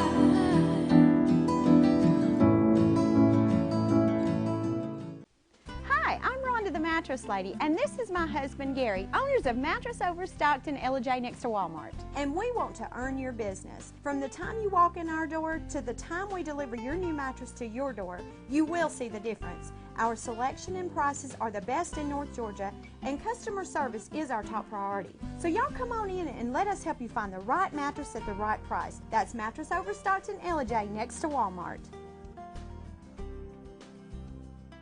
Better days ahead. Yellow pollen means green cash at Days Chevrolet in Jasper. The spring savings event is on at Days, and the discounts are deep. Now save up to $11,000 off select new 2018 Chevy Silverados, or up to $6,000 off select new 2018 Equinox. Pick any Chevy you want and save a bunch during the spring savings event going on now at Days Chevrolet in Jasper, where new Chevys cost less. Better days ahead, Days Chevrolet. Find new roads.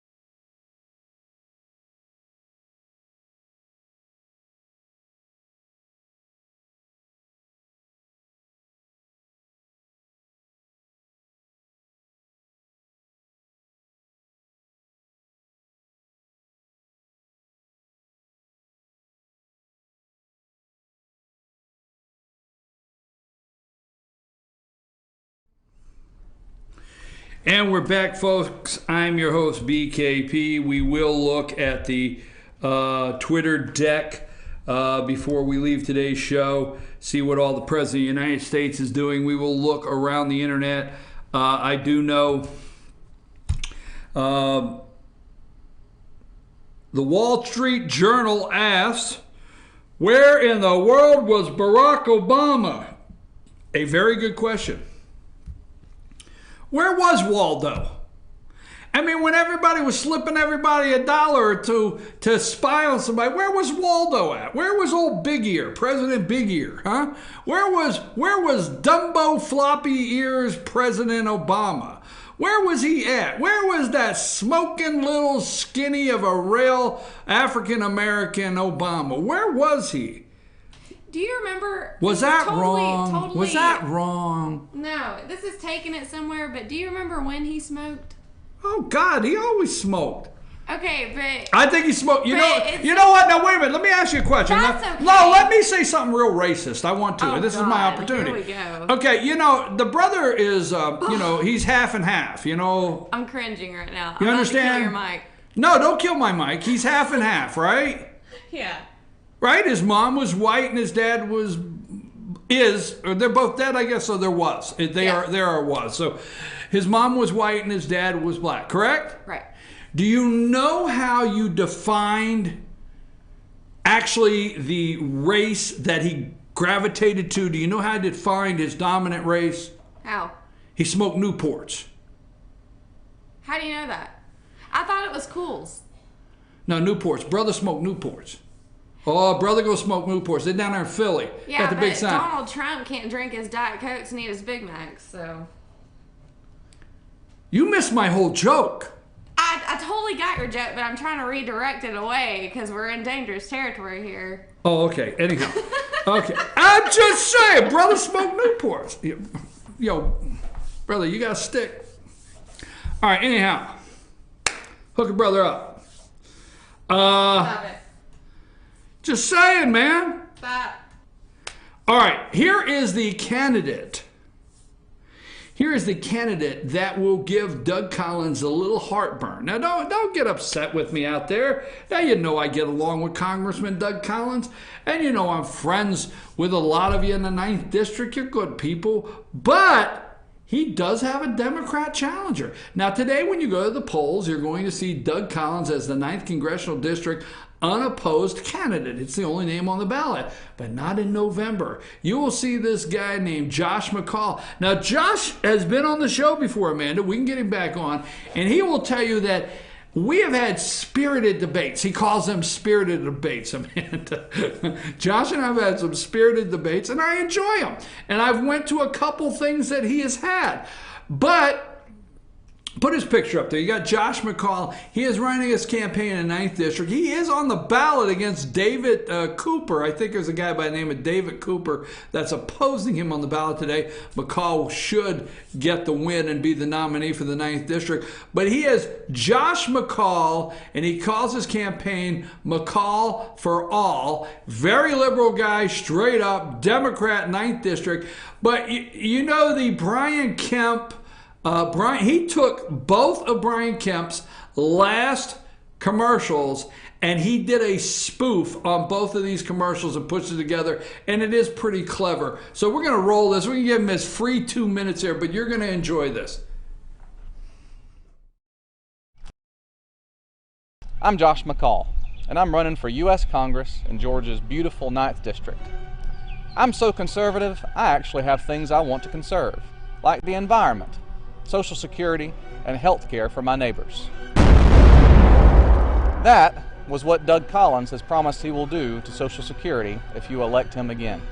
I got my chainsaw ready to go up to Washington and cut through the corruption in both parties.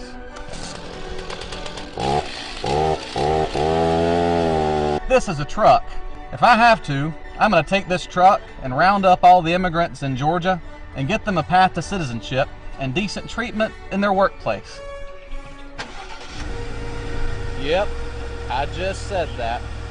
This is a beautiful weapon, and the Second Amendment protects your right to own one of these weapons.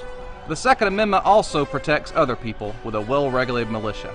That's why I believe we've got to pass common sense gun laws to keep these weapons out of violent killers' hands. Now remind me again what is required to date my daughter? A healthy respect of the Second Amendment? What does the Second Amendment got to do with dating my daughter? I mean a healthy respect of women, because women are individuals. That's much better. Now that was not my truck, or my chainsaw, or my shotgun, but this is my accent, and these are my values. If you're like me, I'm tired of these politicians with their gimmicks, trying to divide us up by race and language and citizenship. I believe we can build a better future for all Americans through compassion and cooperation. Vote McCall for all in 2018. Did you like that, Amanda? Did you like that? I have no comment. I thought it was clever. I have no comment. I mean, didn't you think that was clever? It was clever. Yeah, that's all I'm looking for. That's the only comment I'm gonna make. I'm not saying I just thought it was clever. I thought it was clever. I thought it was a pretty good little spoof on those last two commercials. And Josh McCall, obviously Doug Collins will win the 9th district, and that's not a concern that I think he should have. I know I don't. But this guy is going to be on the ballot, and he's going to be just enough heartburn. And I thought that was clever. Okay, that's not his truck. I did like what's the Second Amendment got to do with dating my daughter. I thought that was cute. All right, Amanda. Very clever, very clever. All right, thank you. I've been waiting for that. Amanda, do you have anything this morning at our 9:30:42 hour? I do. I actually, on the other note, I have Doug Collins is recognizing, and let me get her information up really quick. Let's see. Today. Okay, Doug Collins is recognizing, Mackenzie Ralston, and they went to a reception honoring Academy appointees on May 18th, and she is a U.S. Merchant Marine Academy in Kings Point, New York. Sorry, Jessica must have been typing this email really, really fast. And then the quote was, Northeast Georgia continues to produce talented and driven individuals who excel in our nation's military academies. It's an honor to nominate and congratulate this year's Academy appointees for their accomplishments in our community, and I'm thankful for their service and their dedicating to this country. That was from Doug Collins. Do you have a picture of the young lady, or is that on the group there? That's her. Mackenzie is the blonde in the middle there. Okay, congratulations, Mackenzie. You got anything else this morning? That's all I got. All right, did you ever get a picture from the, did you ever get a picture of the new princess? Oh, yeah, I did. Yeah, can we try could we try to end the show almost as close as I opened it? Yeah, we can. Look and at that. Look at that, folks. It took an hour and 45 minutes to get a picture. I've got one of her best headshots ready for you, too. I can't see across the room. Where's my glasses? Are my glasses here? Get your glasses on. Oh, they're on my head. Who is that? That's Meghan Markle. No, put the one up where she really looks like a princess. What the hell is that? That's her headshot. That's her headshot? Can you dog my picture? Hold on. That looks like she's in Narnia or something. All right, this will take another hour. Just kidding. I'll get it. What? She is in Narnia. She's a princess. Oh, gosh. I don't like to get that off the screen. Folks, You're so picky. I want to see, I just want to say nicely, I want this one nice comment. There's got to be something nice I say within an hour and 2 hours. I did not watch the wedding. I don't care. They were all wearing swans on their head. 7 lords were leaping or whatever over there in Great Britain, and they had the horse and buggy and everything going. Are you telling me you still don't have a picture? An hour and a half later. I'm getting it. I tell you what, the people have spoken. They're upset with you right now. I could tell. Because you don't have the picture of the princess. Anyhow, folks. You better watch the news, because If any car wrecks happened, it was something fishy. I didn't hear that, but we're gonna let that slide. All right. President Trump went over, giving a good speech to the CIA, and Gina Haspel is your new CIA director, gives her full support. That was done. If you don't have a picture, we're going to have to move on. And I will highlight for 5 straight days how within 2 hours I couldn't get one single picture. It will happen every day. Oh, there they are. You couldn't get one single picture. Is that the best one? I wanted one in her dress where she was really like... That is her wedding day, and she looks marvelous in that picture. All right. Go with it. Actually, what I have been waiting for 2 hours is just get an opportunity to say, I do not care about this wedding, but I do want to say that is a beautiful young lady, and congratulations. Now, after all that pressure, that's all I wanted to say. Let's move on. Folks, Are you serious? Huh? That was 2 hours of work. I just wanted to acknowledge she's a beautiful young lady, and I thought she made a beautiful princess, and whatever they do over there. I watched The Crown. I watched both seasons of The Crown, and I really like The Crown because it's the history. The first season of The Crown, what's his name, wins a big award for playing Winston Churchill. What is his name? Played Winston Churchill in the first season, and it's very good. You know, there was a day where the sun never set on the United Kingdom. There was a time when the sun never set. They had so many colonies around the world that there was always sun shining on the United Kingdom. And you know, the Crown actually shows the history of the colonies getting their independence and what happened at the Suez Canal there in Egypt, and just one thing after another. That being said, but the new royal family, what I say today, I have no interest in what they do now. All right, moving right along. I want to say this, okay? I want to talk about anonymous sources because it's almost impossible to keep up with the information. Now, obviously, in 10 minutes, I'm not going to be able to discuss with you the leaks, the anonymous sources, the moles, the infiltration of campaigns. But let's just say this, okay? You got George Papadopoulos, and you keep hearing this stuff, and so many other, Carter Page, one thing after another. These agencies are behemoths. They're absolutely behemoths. I mean, if that's the word. They're humongous agencies. I mean, what was the thing about the Veterans Administration, VA, with the doctor that they wanted to appoint? What is it? The VA has 300,000 employees? 300,000? Okay.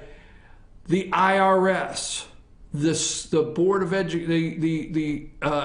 Department of Education, the CIA, the FBI, the Department of Justice.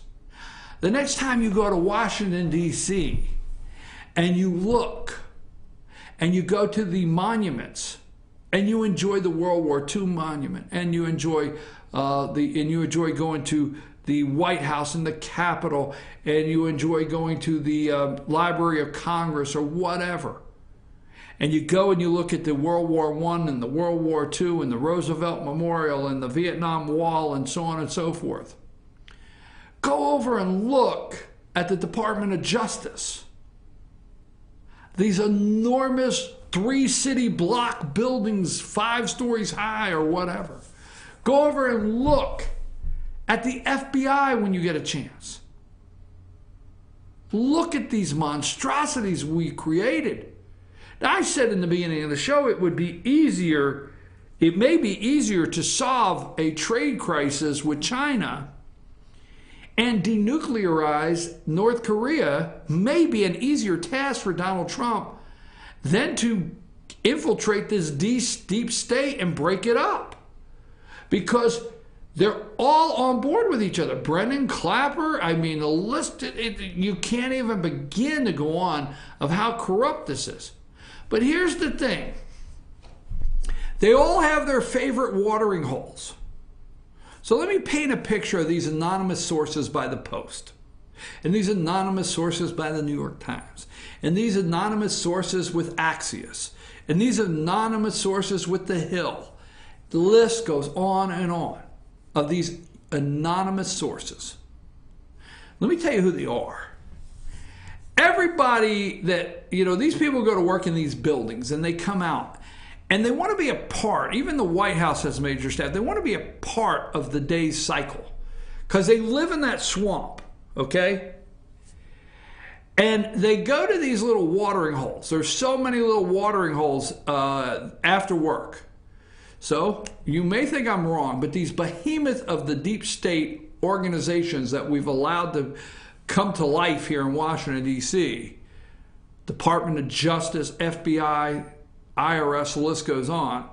They all have their little watering hole, so they're down at the water cooler down at the end of the day, and where's the closest place when we come out of the elevator to either get in a car or go down the street at 5 o'clock and have a drink? Whether you want to believe that or not. Well, at 5 o'clock in Washington, D.C. and around these behemoths that we've allowed to create the deep state, there's all these little watering holes when you open the door. There's O'Reilly's little Irish pub, and there's Chester's Irish pub. Why do they all have to be Irish? That was just wrong.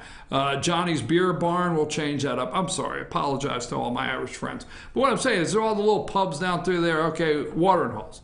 And they're full at 5 o'clock. Absolutely full. And what do? We get some, we order a couple bowls of loudmouth soup. That's the bottom line.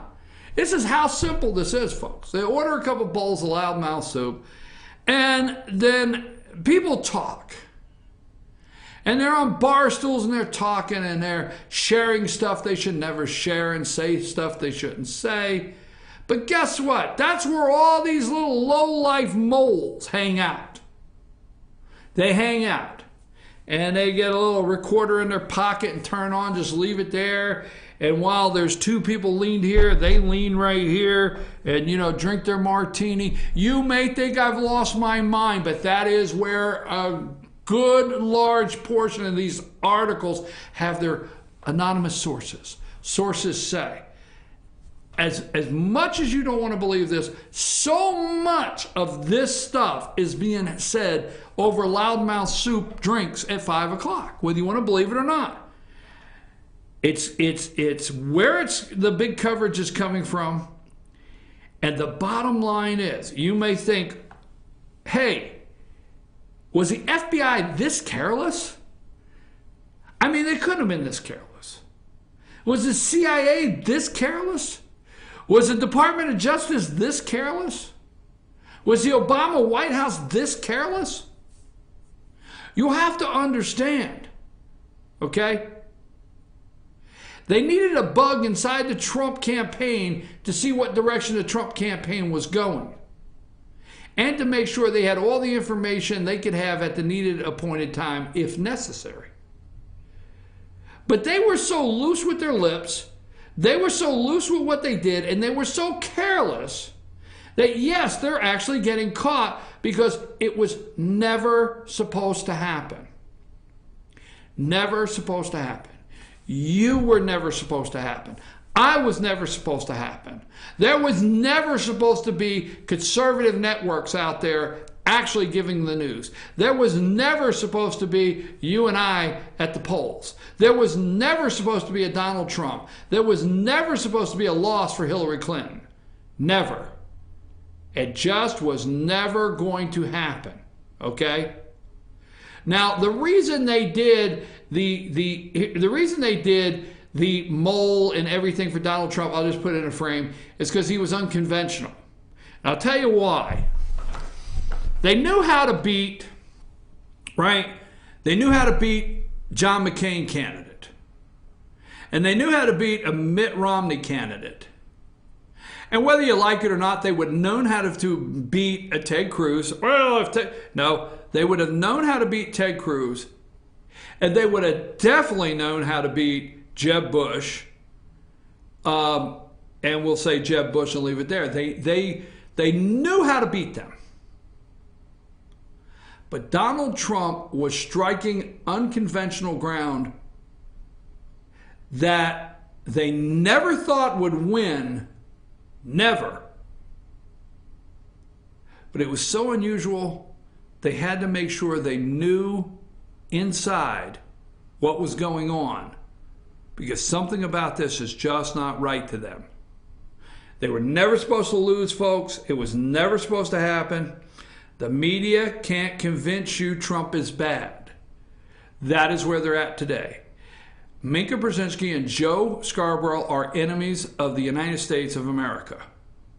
Watch them one morning and you will realize they are enemies of the United States of America.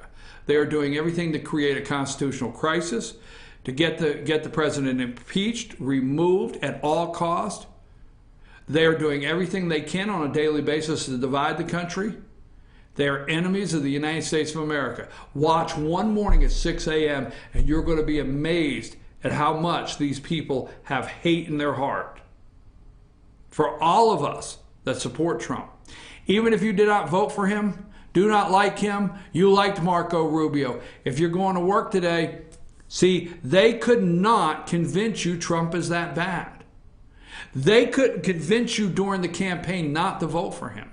They couldn't convince you a week before not to vote for him. They couldn't convince you after he won illegally, and it should have never happened. They could not convince you in any way over a year now that Trump shouldn't be president.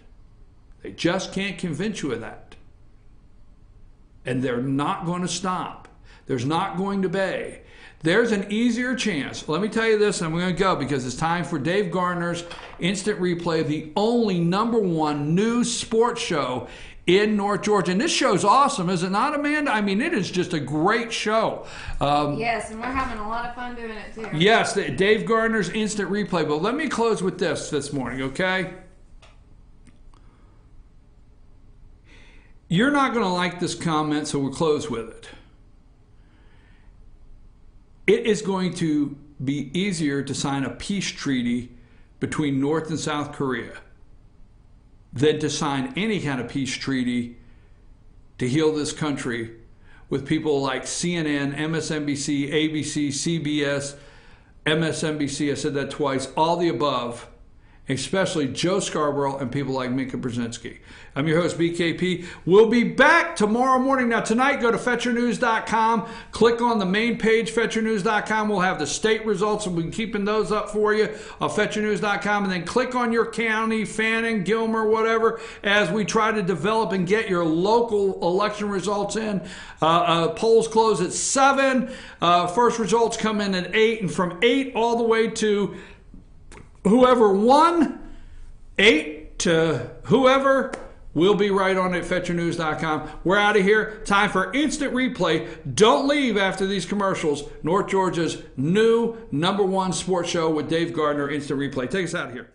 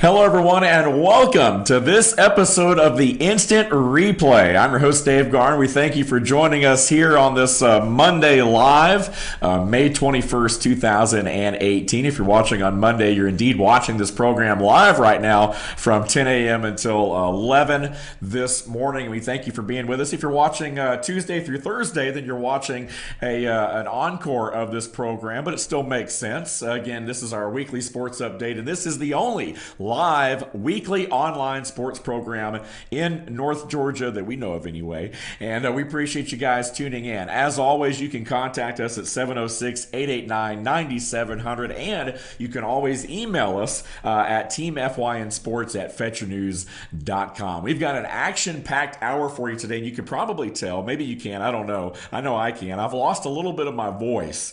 I went to the Atlanta United contest last night on Sunday night down at Mercedes-Benz. My very first ever MLS experience, my first Atlanta United experience, and obviously had a pretty good time because I can't hardly talk this morning, but a lot of the yelling and screaming was because of the officiating and how awful it was. I'm not going to make any bones about it. A lot of the talk, of course, Monday morning was about the officiating or lack thereof. A lot of controversial calls, and we'll save that debate for a rainy day. We've got a lot of high school sports to talk about. In fact, pretty much I'd say about 90% of what we're going to talk about today or be able to talk about, we may not even get to it, is probably going to be centered around high school sports this morning. And we're excited about that because really that is the purpose of this program. Again, if it happens in North Georgia, we're all over it. And we're promoting and highlighting student athletes in a positive way right here on the Instant Replay and also with Team FYN Sports. So again, we'll save that for another day, but we're going to talk a little bit in the coming weeks about various topics, and one of those is going to be officiating, because I really feel like the officiating has really gotten terrible just about every sport at every level. Now, I know Luther, he's been a high school official, so I'm not necessarily talking about high school officiating as much as I'm talking about college and pro. So again, I'm not gonna pick on our school officials so much, but we're going to save this debate, this topic, for another time. But again, last night was certainly one of those moments where you just scratch your head and say, wow, what is going on here? But otherwise, great time. Took the family. Everyone's first time to Mercedes-Benz Stadium, and if you haven't had a chance to go down there, it's awesome. It's a great experience. I went to a Falcons game this past season.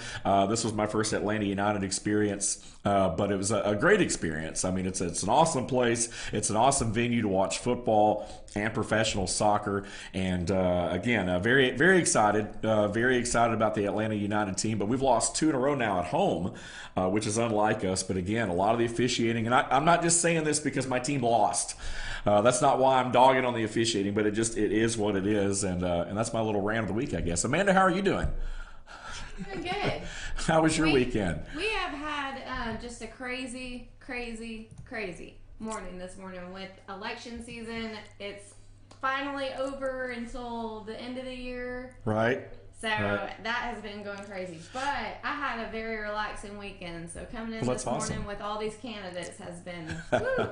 Tomorrow's a big day around our country. I mean, obviously elections here locally, and I'm sure we'll have some runoff, so it may not be completely over yet. But I know BKP had a very busy morning on his program with all the election stuff going on, and I know you've had a busy morning as well. So we'll try to keep it easy. We'll try to keep it moving. We'll try not to throw too much at you. I already feel a little bit better.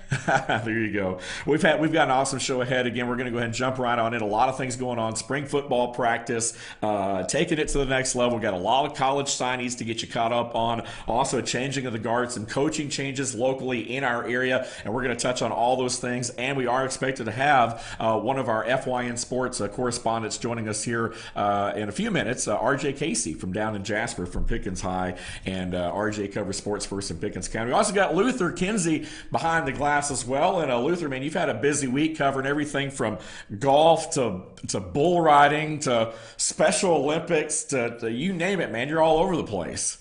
Sir, you know, we talk a lot of truth on this show, but today we get to talk a little bull. Hey, that's right up our alley. I mean, it's going to fit in just perfectly for what we do. So very excited about that, no doubt about it. Let's go ahead and jump in to spring football. And like I said, we're going to hear from RJ a little bit later on the show here, maybe the next few minutes or so. But Pickens taking on Dawson on this past Friday night, May 18th. The big story, though, I guess, was really the completion of the stadium, getting to see everything kind of come together, the 32-foot electronic video board, the new turf, of course, laid down at Dragon Stadium, and what an atmosphere. Pickens, again, would win the overall contest with Dawson, 42-32, the final score there with JV and varsity, everyone combined. We're going to hear it, like I said, from RJ in a little bit, but Luther, I know you were there as well. What was it like seeing everything kind of come together? I know you've been following the completion of the stadium, but what was it like to see a crowd there and kind of see football being played? It was absolutely amazing. And I'll tell you, that field will benefit the fast running backs and receivers that Pickens has. Right. It plays very fast. Right. The cool play technology they used in the pellets was amazing. It wasn't too bad hot, you know, as far as the weather goes on Friday night. It was perfect night for football, but the coolness of the field, you could definitely tell the difference between that and a normal turf. Right. And just beautiful. The board, the video board was amazing. And I'm sure RJ, who I think is actually on the line now and ready for us, will talk some about that. But it is amazing. The American flag just flashing back, waving as if it's real on that video screen for the national anthem was just chills. Phenomenal. Chills. That's And awesome. I look forward to the stories and pictures that RJ has for the season, and what Pickens County's going to do. They look really good, and Dawson looked good. Right. Dawson looked good. Dawson, fairly young, early mistakes. Of course, spring practice game had a lot of turnovers, but they're going to be all right as well. I'll have more on them as the season draws closer and continues. There we go. Sounds I've good. actually got RJ on the line. RJ, can you hear? RJ, are you there, buddy? Yeah, man. I'm here. Hey, there he is. All right. We'd like to welcome right now to the program, again, our FYN Sports Pickens correspondent, RJ Casey, joining us live right here on the Instant Replay. And RJ, obviously, you may have heard a little bit with Luther there, and I were talking about spring football and everything. I know you've been following, really all sports in Pickens County throughout the whole spring, but what was your take on Friday night with the football team?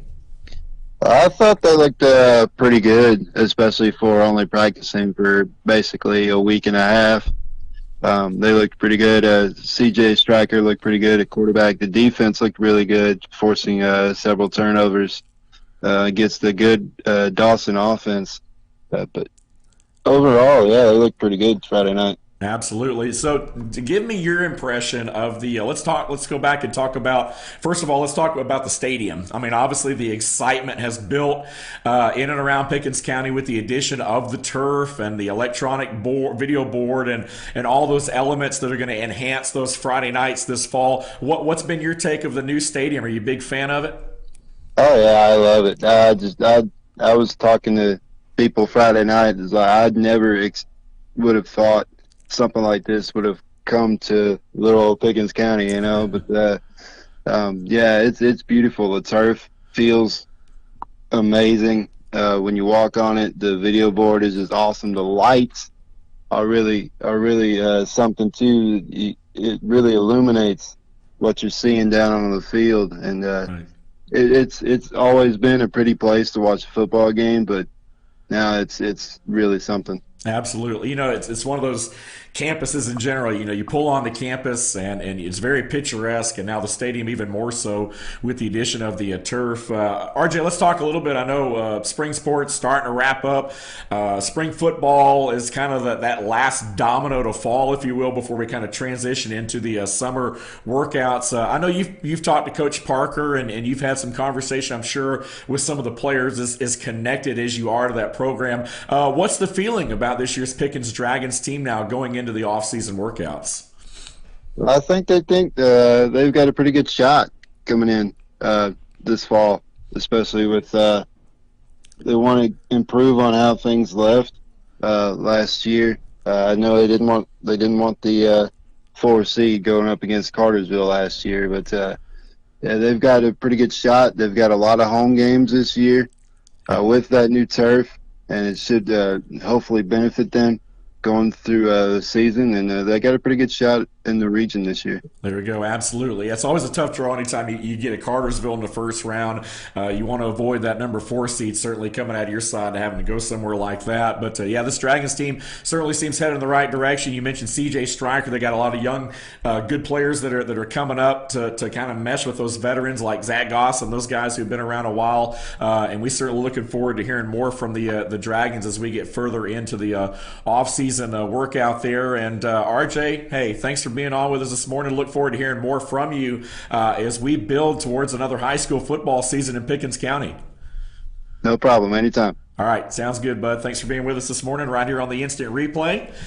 Again, that was RJ Casey, our Team FYN Sports correspondent from Pickens County, joining us right here with an update from Pickens High School. And again, the Dragons, again, winning that scrimmage. Dawson County's been very tough over the last several years. You know, Sid Maxwell had come out of retirement to take over that program for a couple years, really got the Tigers back on the map. They may be tough this year, but certainly a good sign for the Dragons to be able to put together a big win on their opening action on the turf. Everything coming together now in Pickens County, and we're going to talk more about the Dragons a little bit later on. Meanwhile, Gilmer County also in action against Cahola Creek. And Luther, I know you and I talked about some of these matchups. A lot of these teams in the spring not necessarily keeping score. In fact, there was no score reported. It was just a 0-0 tie basically being reported from that Gilmer scrimmage there against Cahola Creek. But nonetheless, we're seeing the Bobcats kind of coming together. Fannin County took on Cass in a very similar situation. No official score kept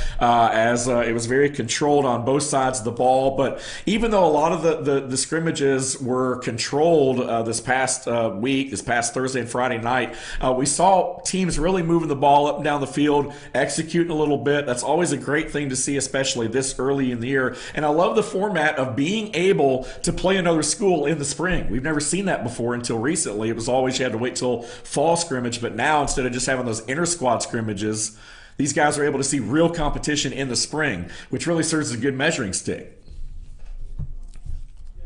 The spring game is more or less to just, to cultivate the 2-week spring practice for them.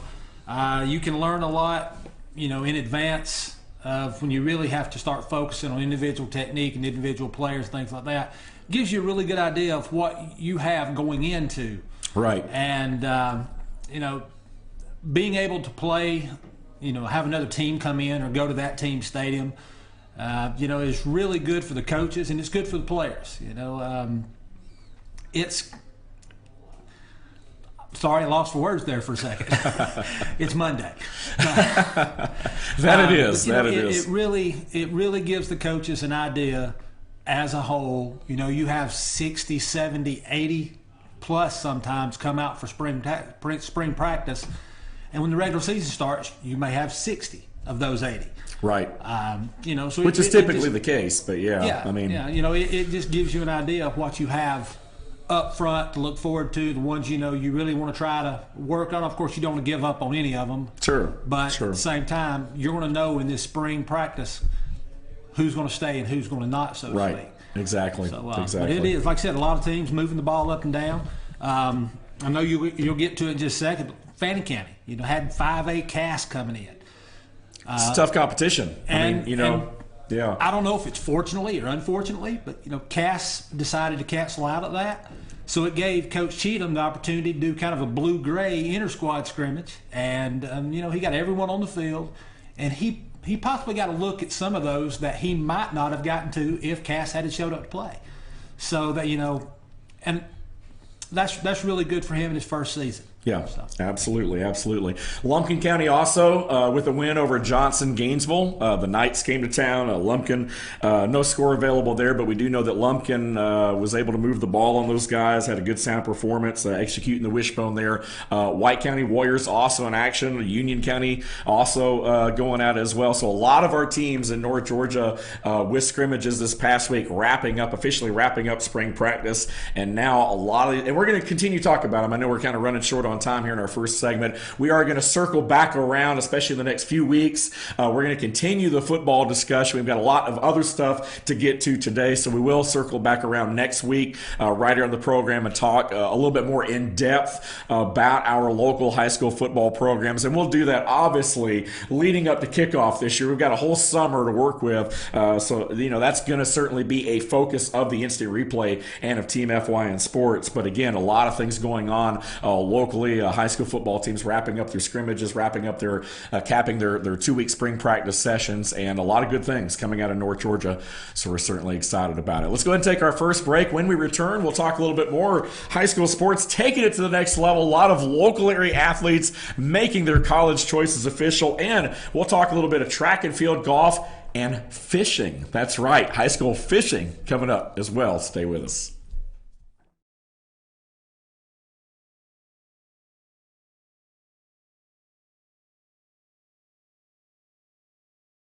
Life is filled with moments, some monumental, some mere seconds.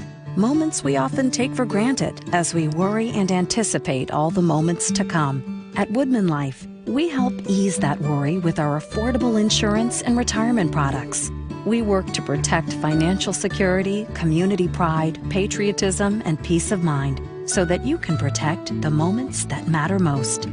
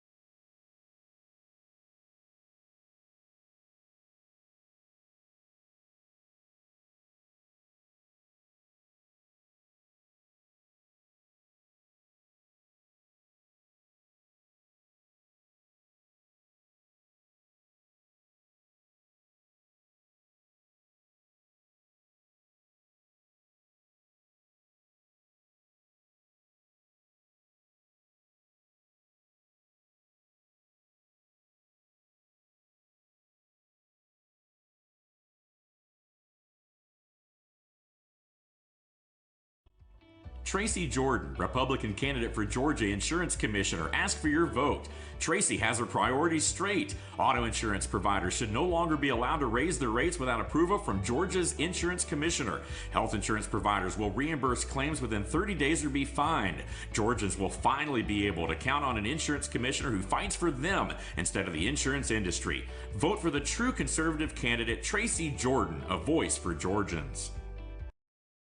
Here's to 60 years of Pizza Hut, to original pan, to stuffed crust, and to the best of both. The new double cheesy crust pan pizza with stuffed crust cheese baked just inside the golden edge of original pan. Here for a limited time. No one out-pizzas the Hut.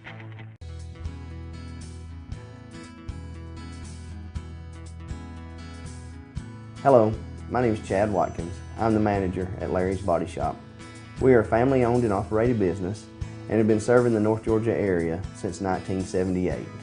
We are located at 1216 Progress Road in Ellijay, Georgia. Our shop specializes in collision repair and we work with all major insurance companies.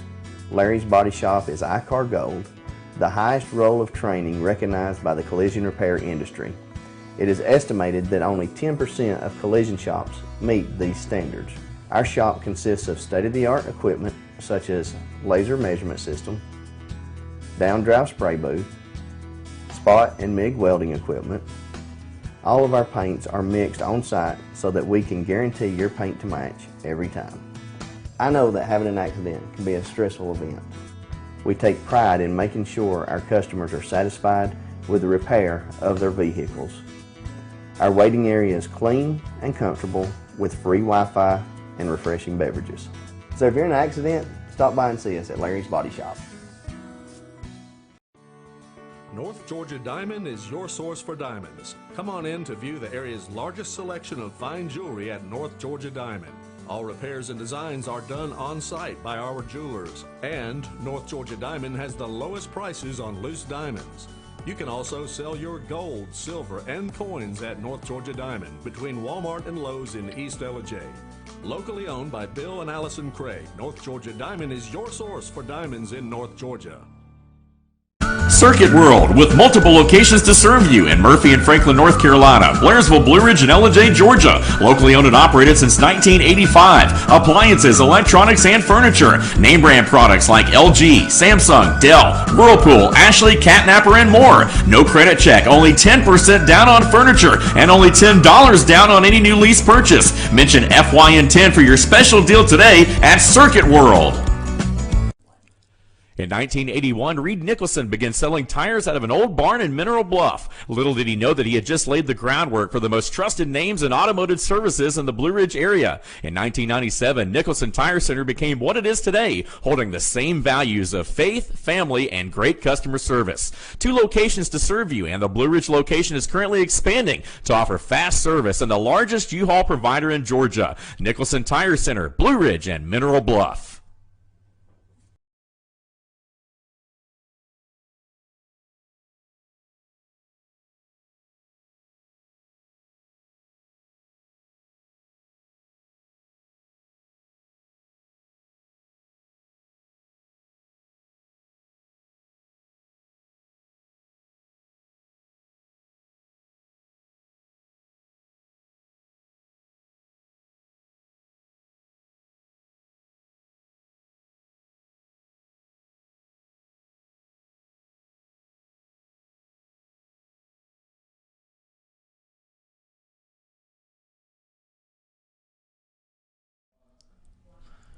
And welcome back to this episode of the Instant Replay. Again, I'm your host, Dave Garner. And as a reminder, you can always call us or email us and let us know about what's going on in your neck of the woods when it comes to local sports. Again, this is the fastest hour of online sports in North Georgia. Again, it goes quick, and we got a lot more to talk about still on the program here today. But as always, you can call us at 706-889-9700. And you can always email us your information, score updates, any information you'd like to share with us right here on the program. You can do that by emailing us at teamfynsports@fetchernews.com. Our very own Luther Kinsey joining us behind the glass here today. And Luther, you were at the Special Olympics in Fannin County this past week, amongst the many things that you were able to get to. And how did that go up there? I used to always love attending Special Olympics in Gilmer County and in Pickens County. You know, seeing those athletes compete, it's just an awesome feeling. What were your thoughts? Well, it's amazing. Being from Hall County originally, of course, I officiated basketball and softball and some flag football for Special Olympics for many years. There's nothing that can touch the heart more than watching these athletes just give their all, and smiles, the tears. Absolutely. Yep. It was a very, very heart-touching moment for me, and I will never, ever turn down the opportunity to be around these athletes. Yeah. It was really, really fun. Well, you know, and the good thing, or not necessarily the good thing, but the strange thing about this is it was scheduled to be at Fannin County High School football field outside. Expectations of heavy rain and thunderstorms, they were forced to find an alternative location, and Fannin County Middle School stepped up. Right. Miss Jeannie Bell, she is the director of the Special Olympics in Fannin County, basically set everything up, and with the help of the principal, Mr. Knuckles, and 2 assistant principals, Dr. Huff and Tony Tickler, worked the logistics out. The teaching staff and the lunchroom staff had to change basically their whole schedule. You're feeding 150, 200 athletes plus right. your normal students. Exactly, yeah. Everything went off without a hitch. That's great. It was That's amazing. awesome. They had long jump, the tennis ball throw, and what was supposed to be a 50-yard dash, but being that it was moved inside, it was more of a full court dash. Right, exactly. Medals were given in each event. Right. They had obstacle course, kind of slalom, where they put cones out and they still did the full court dash, working around that. It was amazing. Chick-fil-A sponsored the lunch for the athletes. The Chick-fil-A cows were there. They participated in a couple events, which the athletes just loved. Right. The Nighthawk, the mascot for University of North Georgia, was there. There you go. Sounds like a lot of fun. I mean, in bird language, told me that you really wanted to compete, but would probably be ruled ineligible because of the wings. Right. Exactly. So, exactly. Already college. Again, just fun to be had by all. Great experience, laughter and tears and smiles just all day long by these athletes. There you go. But Jenny Bell, Dr. Knuckles, Dr. Huff, and Mr. Tickler, the 3 administrators and the director, kudos, great pat on the back for them for being able to make the transition in less than 24 hours. Right. That's awesome. Did great. Very good. Congratulations to all the folks there in Fannin County for pulling off the Special Olympics. And, rain, Mother Nature, it's one of the things we don't have control over. So sometimes you just got to roll with it. But everyone did a really good job of pulling that event together. Thanks, Luther, for being there, and certainly appreciate the update on the Fannin County Special Olympics. Speaking of athletes taking it to the next level, that brings us to our Taking It to the Next Level segment. And this is the segment where we talk about our student athletes who have indeed signed and made their college choices official, where they're planning on, of course, extending their academic and athletic futures. And we've got several to report to you with just a little bit of time here, so we'll run through them. But how about Union County Panther Cole Wright, accepted to West Point?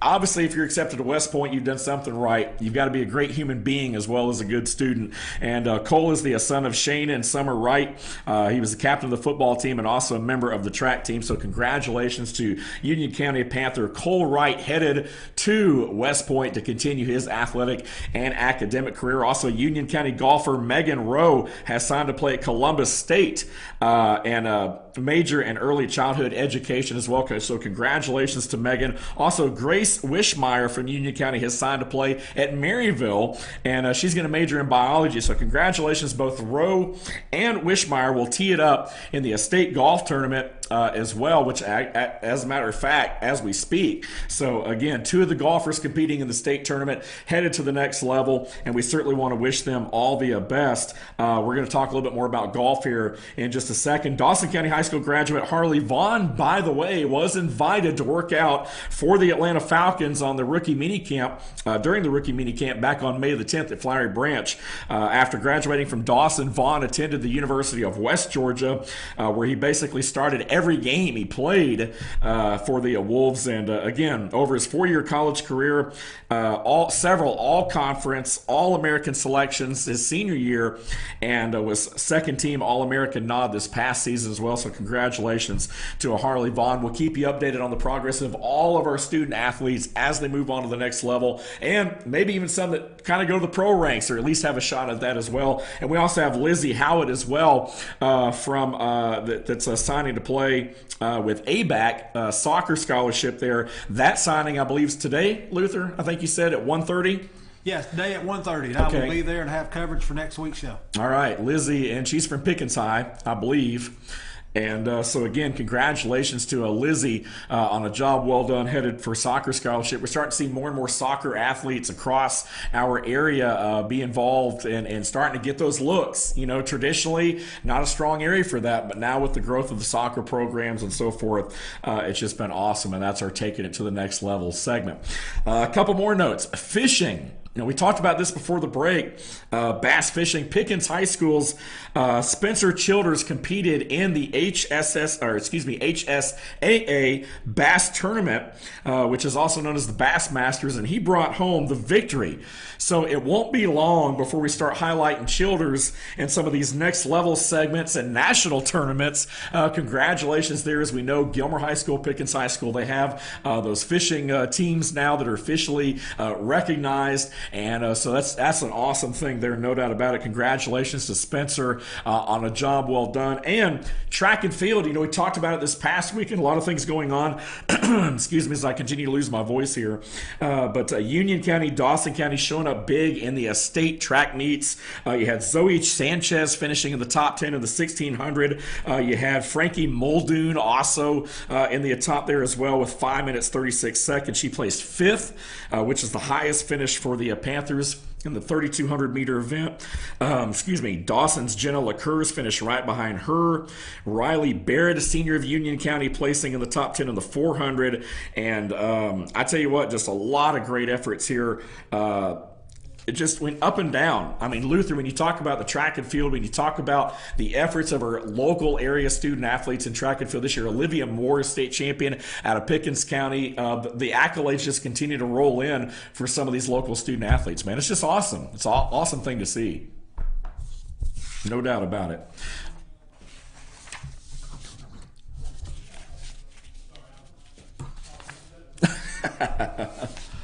Amanda, what's going on? You can't, We've got high school graduation. You can't break his concentration like that. I mean, Luther. I mean, you know how Luther works. I mean, we've got graduation coming up next week, and we were having a little graduation discussion because we both have to be, there taking tons of pictures of graduates. Right. So, exactly. Celebrating their careers. Exactly. Yeah.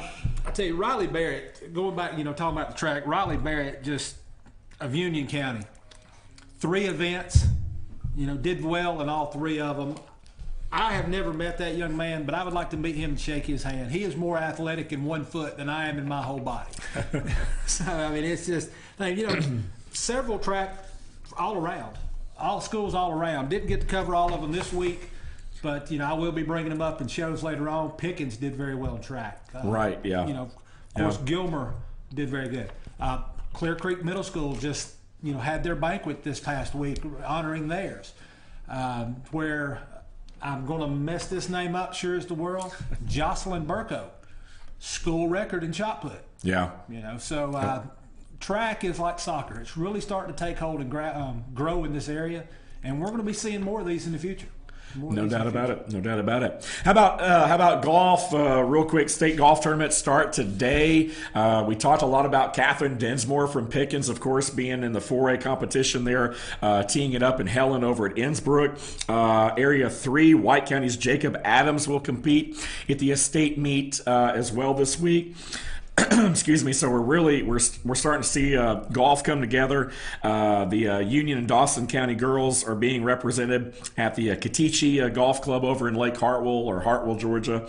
Dawson County's Jeremiah Crumley and Fannin girls Laney Painter will be driving as well for championships this week. So next week we'll have updates on how all these guys did today and tomorrow over the next couple of days. But Luther, you're dressed for golf today.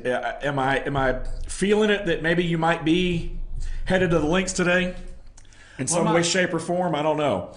I mean, you got your golf polo on today. You got your shorts. I mean, you're totally rocking the golf thing today. So, well, the last couple of weeks we talked about the amount of polos that I own. Right. This is polo number 73. 73, I think, is what you said. I'm on number 12. And since I'm not on camera, it's a very nice blue and orange. And no, I'm not a Tennessee fan. That's what I was about to say. It's a different orange. I can confirm it's definitely a different orange. But yeah. Okay, thank you so much. It's more of an auburn look, though. So it's a blue, it's that navy blue, kind of thing going on there. Yeah, go Jackets. But you sure you're not War Eagle? Okay. But yeah, right. I originally had on my schedule this morning to hit the links over at Innsbrook to watch Catherine Densmore of Pickens County. Right.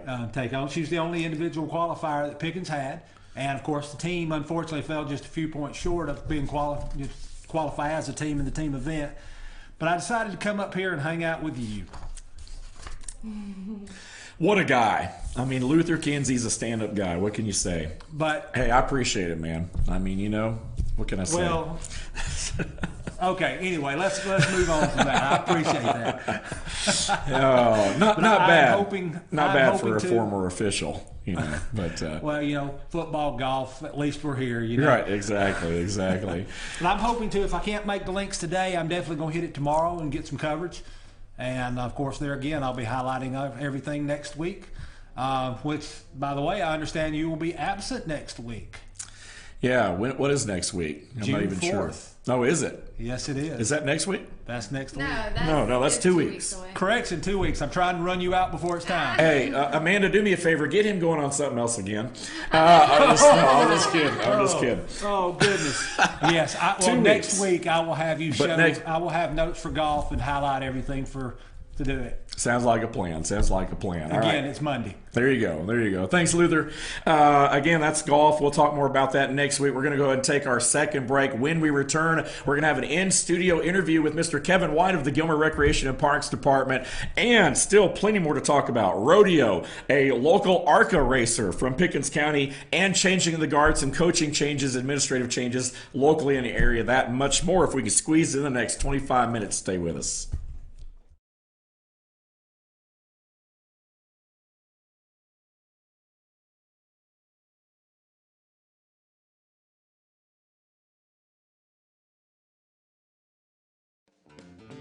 Ace is your helpful place for paint and home goods, tools, outdoor living, and lawn equipment. But did you know Ace Hardware of Blue Ridge is a little bit more?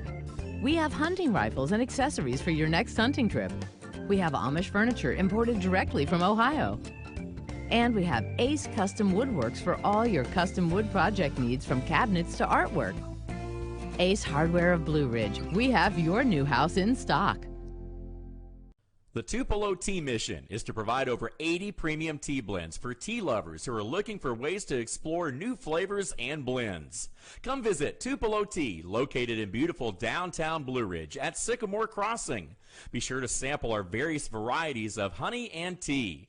Visit us on the web at tupelotea.com or call us at 706-946-TEAS. That's TEAS.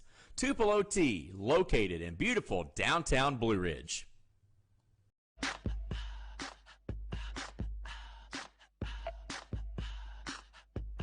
What you gonna do with all that junk?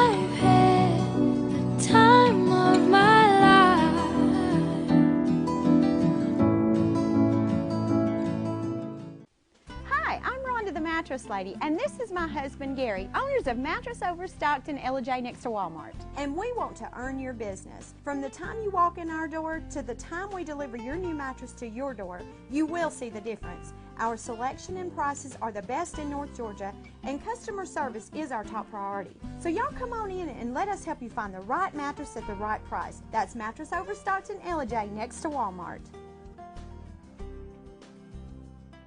Better days ahead. Yellow pollen means green cash at Days Chevrolet in Jasper. The spring savings event is on at Days, and the discounts are deep. Now save up to $11,000 off select new 2018 Chevy Silverados, or up to $6,000 off select new 2018 Equinox. Pick any Chevy you want and save a bunch during the spring savings event going on now at Days Chevrolet in Jasper, where new Chevys cost less. Better days ahead. Days Chevrolet. Find new roads.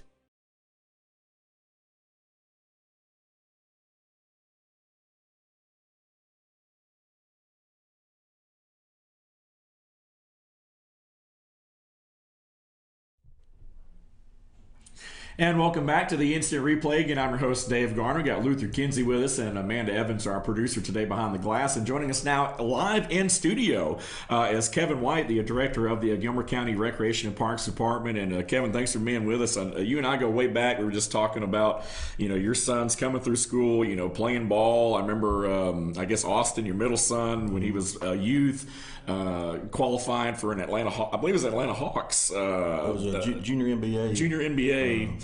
Basketball talent. So yeah. He made it to the, had one more leg to where if he'd have won that leg, then he'd have went on to the All-Star game as a guest. Absolutely, man, awesome. But no doubt about it, Kevin has been very involved in the local community in Gilmer County and surrounding areas even for a number of years, and so we're glad to have him on the show this morning. Right now, year-end baseball tournaments, getting ready for some Dizzy Dean All-Stars, I guess. We're hosting the 14s and the 12s out at Clear Creek Park this year, so we're pretty excited about that. It'll be the first time we get to host a tournament for our agency at the new park, so we're excited. Absolutely. I know that lately I saw something over the weekend about a Boys and Girls Club road race, I guess, or 5K. I think it was held around the park area. You guys have worked on the walking trail. You've extended it. I think you said putting lights in. Tell us a little bit about that with the new playground and all the stuff, because driving by there, man, I've been seeing a lot of stuff going on, and it looks really good. So tell us about all the upgrades. We've been real busy. The walking trail got resurfaced last week. Johnson Paving did that for us and done an excellent job. We added about, I think, around 1,100 foot to the other end. So we're right at a mile now. Awesome. So, and Georgia Power's come in and they put LED lights in. They like about probably 14 more poles on the new extension. So it's really coming together. And the playground's been open for probably about 3 weeks now, and it's a hit. It stays covered up all the time. Absolutely. It's obvious when you drive by, the park, and you see that playground there, and it's awesome. I've seen kids playing and doing all different kinds of stuff. I think it's something definitely needed, and it seems like it's been pretty well received. Oh yeah, from the community. So everybody loves it. We're doing a pavilion down there also, so it'll be about a 20 by 40 pavilion. So it should suit well for birthday parties and stuff like that. So. Absolutely. And I know in the past, you and I haven't talked too much over the last year or two, but the addition of the park out at Clear Creek, the baseball park, the fields, that seems like it's been a big hit. Obviously, a lot of the games, of course, being played out there now, but man, that's a great facility. That you guys have out there. Yeah, pretty much all our games are played out there, except for some of the younger age groups. But the real plus is that with it being a clover leaf, and you've got families out there that's got multiple kids playing. They're not having to go from one end of the park to the other, so they can be right there at that central hub and catch all the games right there. So it really worked out nice. I remember back in the day when I was covering sports and having to run around with the camera. At the river park, the fields, the way that they're just kind of stacked, you just about needed a golf cart, going up and down. But I love that clover leaf, kind of like that. Seems to kind of be the trend with a lot of rec departments now, is being able to have that one central press box that you can look out in all the different directions. Yeah, it helps, and it helps as far as maintenance too. It cuts down on the travel of the guys, so it's a great addition to the park. Here we go. We're talking early in the program about spring football, we're talking about high school stuff, but obviously the future of high school sports lies in the rec department with the youth, and you guys have done a great job with the football program. I think you were telling me last year you guys basically started the MFL, Mountain Football League. Correct. Tell us a little bit more about that, because I know now as we kind of wrap up baseball and we're starting to kind of look forward, I know you guys are going to be there before we know it. Talk a little bit about the Mountain Football League. There was 8 agencies that pulled out of the North Georgia Youth Football League a year ago and started the Mountain Football League. And this year we picked up 2 more, so we've got Lumpkin County and White County that's come on board, so that gives us 10 agencies, and it was a real success last year. For it to be our first season, and it's the parents are having to travel less, and we're able to be just with the small numbers of having 10 agencies. When we do scheduling, once again, if you got parents that have multiple kids playing, right, we can schedule all their games at one location. You know, and not have to split makes the parents sense. up. Yeah. 'Cause, you know, in the past, you'd have one parent going to Pickens County, one parent going to Banks County. Right. So we've eliminated all that, and it's really worked out for everybody. That's awesome. That's awesome. You guys are doing a lot of great stuff. Looking forward to football season, but I know you still got some baseball to wrap up with the Dizzy Dean All-Stars being able to host the walking trail, the playground. A lot of things going on at the rec department. Anything else going on this summer that you want to let folks know about? I will tell you that Tammy's special tonight is soup, beans, and cornbread at the ball field. So there you go. That sounds good. So everybody come out and join us tonight for some great baseball. Sounds good. Sounds good. Kevin, we appreciate you being with us right here on the program, man. Thank and you. Looking forward to seeing the future, the youth going at it as we get closer to football season. A lot of things going on at the Gilmer County Rec Department, and we hope that you guys will check it out. We'll go ahead and take another time out. When we return, the fourth and final quarter segment of our program, we'll talk about the best of the rest. Stay with us.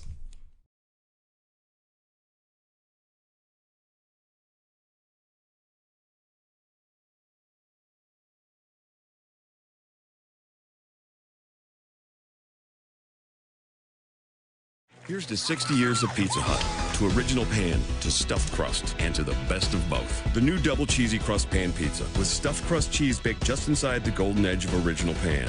Here for a limited time. No one out-pizzas the Hut.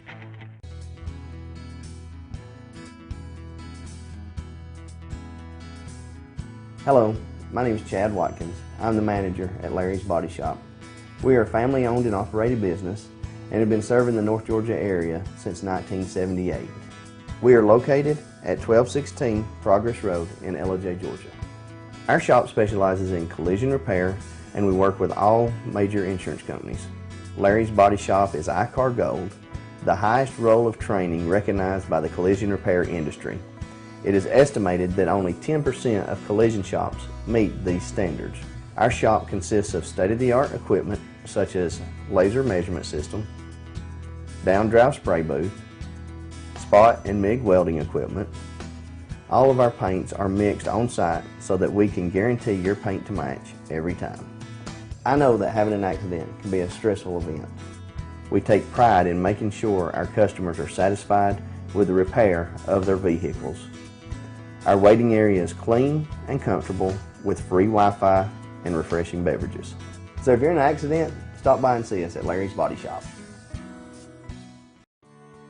North Georgia Diamond is your source for diamonds. Come on in to view the area's largest selection of fine jewelry at North Georgia Diamond. All repairs and designs are done on-site by our jewelers. And North Georgia Diamond has the lowest prices on loose diamonds. You can also sell your gold, silver, and coins at North Georgia Diamond between Walmart and Lowe's in East Ellijay. Locally owned by Bill and Allison Craig, North Georgia Diamond is your source for diamonds in North Georgia. Circuit World, with multiple locations to serve you in Murphy and Franklin, North Carolina, Blairsville, Blue Ridge, and Ellijay, Georgia. Locally owned and operated since 1985. Appliances, electronics, and furniture. Name brand products like LG, Samsung, Dell, Whirlpool, Ashley, Catnapper, and more. No credit check, only 10% down on furniture, and only $10 down on any new lease purchase. Mention FYN10 for your special deal today at Circuit World. In 1981, Reed Nicholson began selling tires out of an old barn in Mineral Bluff. Little did he know that he had just laid the groundwork for the most trusted names in automotive services in the Blue Ridge area. In 1997, Nicholson Tire Center became what it is today, holding the same values of faith, family, and great customer service. 2 locations to serve you, and the Blue Ridge location is currently expanding to offer fast service and the largest U-Haul provider in Georgia. Nicholson Tire Center, Blue Ridge, and Mineral Bluff.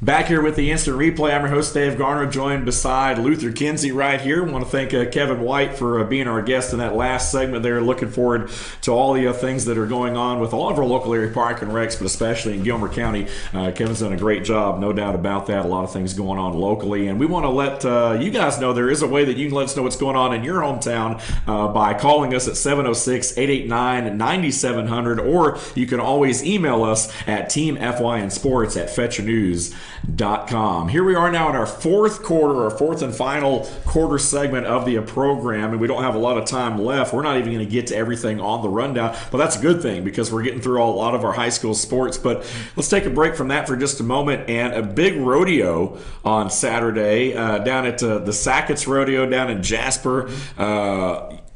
Good video, good picture. I mean, those events always make for some good video, good TV, good everything. You know what I'm saying? It does. Well, I'll tell you, it was Friday night and Saturday night. Yep. Of course, I was able to make it out on Saturday.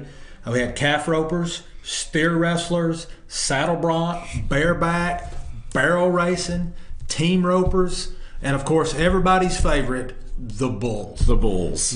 You know, and I will tell you, when you take an average 170, 185 pound man and put him on 2,500 to 3,500 pounds of steak with legs, it gets exciting, hairy, and scary real quick. It's a recipe for excitement. Let me tell you. No doubt about that. But you know, Hollywood Harris was one of the rodeo clowns there. Right. And he brought up a very good point. Yeah. If you've got a cow laying down, what do you have? Ground beef. Man, we just keep going downhill. Well, I had to throw that in. Yeah. I'm partial to the rodeo clowns. I go to watch the rodeo clowns. Oh, they're very entertaining. Those guys are very entertaining. They put their life on the line. They really do. They are the bullfighters are the ones that save a lot of lives in rodeo life, in rodeo on stage. Is there? I think you said you had a video. Is there I a do. video? I actually have some excitement for you. Okay. You have some excitement. I think Amanda should have it queued up and ready for us. Amanda, you ready for the video in there? You not around a bull. Watch this man do it. Yeah. Yeah, buddy.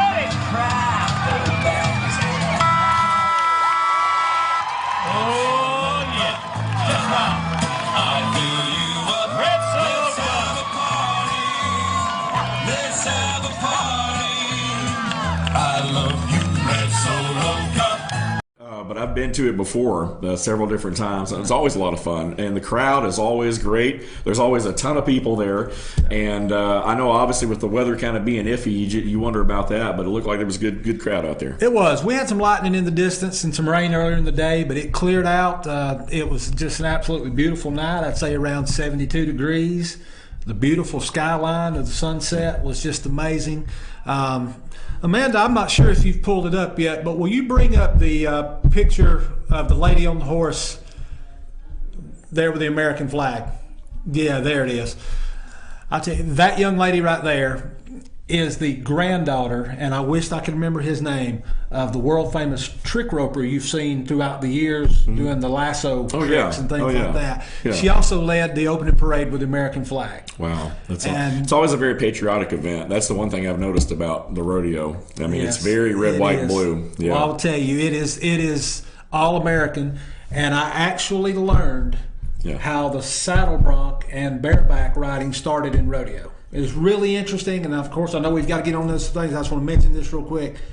Back in the old Western days, the cowboys, unfortunately, would be a little intoxicated, but they would go out there with the wild horses and decide to put, kind of their gold pieces or whatever they had, and they would make their bets on who could stay on one of these wild horses the longest. Wow. Okay. And that's how that's how that event got started in the rodeo. Go. Now it's 8 seconds, baby. Yeah, it is. 8 seconds. 8 seconds. You got to be sitting there for 8 seconds. They asked that the other night. And one of the gentlemen says, "You know how long we're supposed to stay on these bulls?" I said, "You're supposed to stay on for 8 seconds." He said, "You think we can do it?" I said, "I'm giving you 2.5 to 3." He said, "Why?" I said, "Because that's the average ride time." Well, that's about and it right. is about on average in these smaller rodeos. And then when you get into professional PBR or National Finals Rodeo and all that, you have a 6 to 7 second average. Right.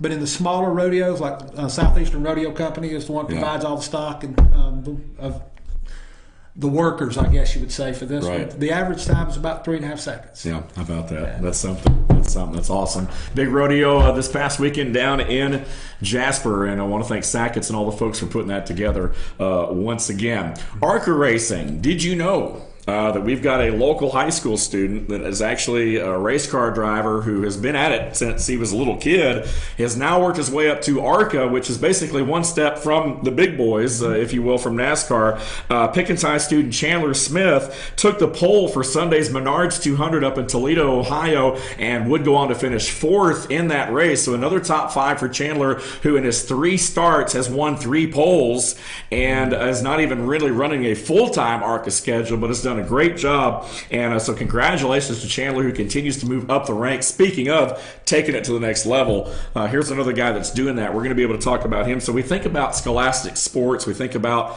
high school sports and the football and baseball and so forth, but we also have athletes in our schools who do motocross, who race, whether they're younger and they race quarter midgets all the way up to the bandoleros or even stock or what have you. So we got a lot of other students in our schools that are doing other things as well outside of the traditional high school sports, and so we want to recognize those folks as well. We're going to continue to follow Chandler through the ranks, because he's about a step or 2 away, if that, from being up there in a NASCAR ride. So again, Chandler again taking 4th, had some car problems, blew out a tire, a lot of stuff he had to overcome, still finished in the top 5 of the ARCA race up in Toledo over the weekend. So congratulations to Chandler. That's awesome. That's awesome. That is. As a young man, I dreamed of being a NASCAR driver. Yeah, I thought about it at one time. Yeah. But it's tough. It's just like any other sport. It's tough to break into it. He's got a lot of support, got a good family. I know them personally, and so again, Chandler, looking forward to seeing big things out of him. Changing of the guard segment before we get out of here tonight. We've got a whole other segment of regional stuff that we're not going to be able to get to today. NBA playoffs are going on. The Atlanta Braves with a huge comeback on Sunday, down 6-0, come back and win 10-9, scoring 6 in the bottom of the 9th to win. A lot of great things that we'll talk about next week. We're also going to dive more into high school football, but our final segment here tonight will be changing of the guard. We do have some coaching changes that we do want to share with you. Zach Odom is the new head baseball coach for Union County.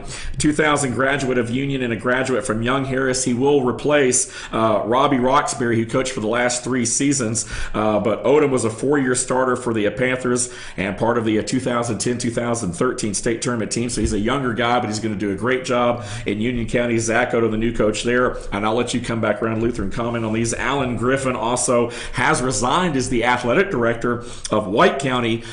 His reasoning is he wants to get back into coaching, so we do wish Coach Griffin all the best there, resigning as the athletic director in White County. And lastly, the Union County Board announced the approval to hire Stephen Mitchell as the new softball coach for the Lady Panthers.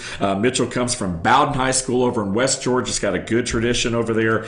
He led the Lady Red Devils to a 50-16 record and a 2017 Elite 8 tournament appearance. So again, Mitchell is the new Union County Panthers softball coach. So a lot of changes in Blairsville and Union County, as well as White County. And so again, we're going to continue to keep you updated right here on the Instant Replay, Team FYN Sports, of any of our coaching changes, administrative changes in our local area, but a few more to pass along here today. Yeah, talking about Zach Odom, he's part of the staff. He joined the staff at the Roxbury last year.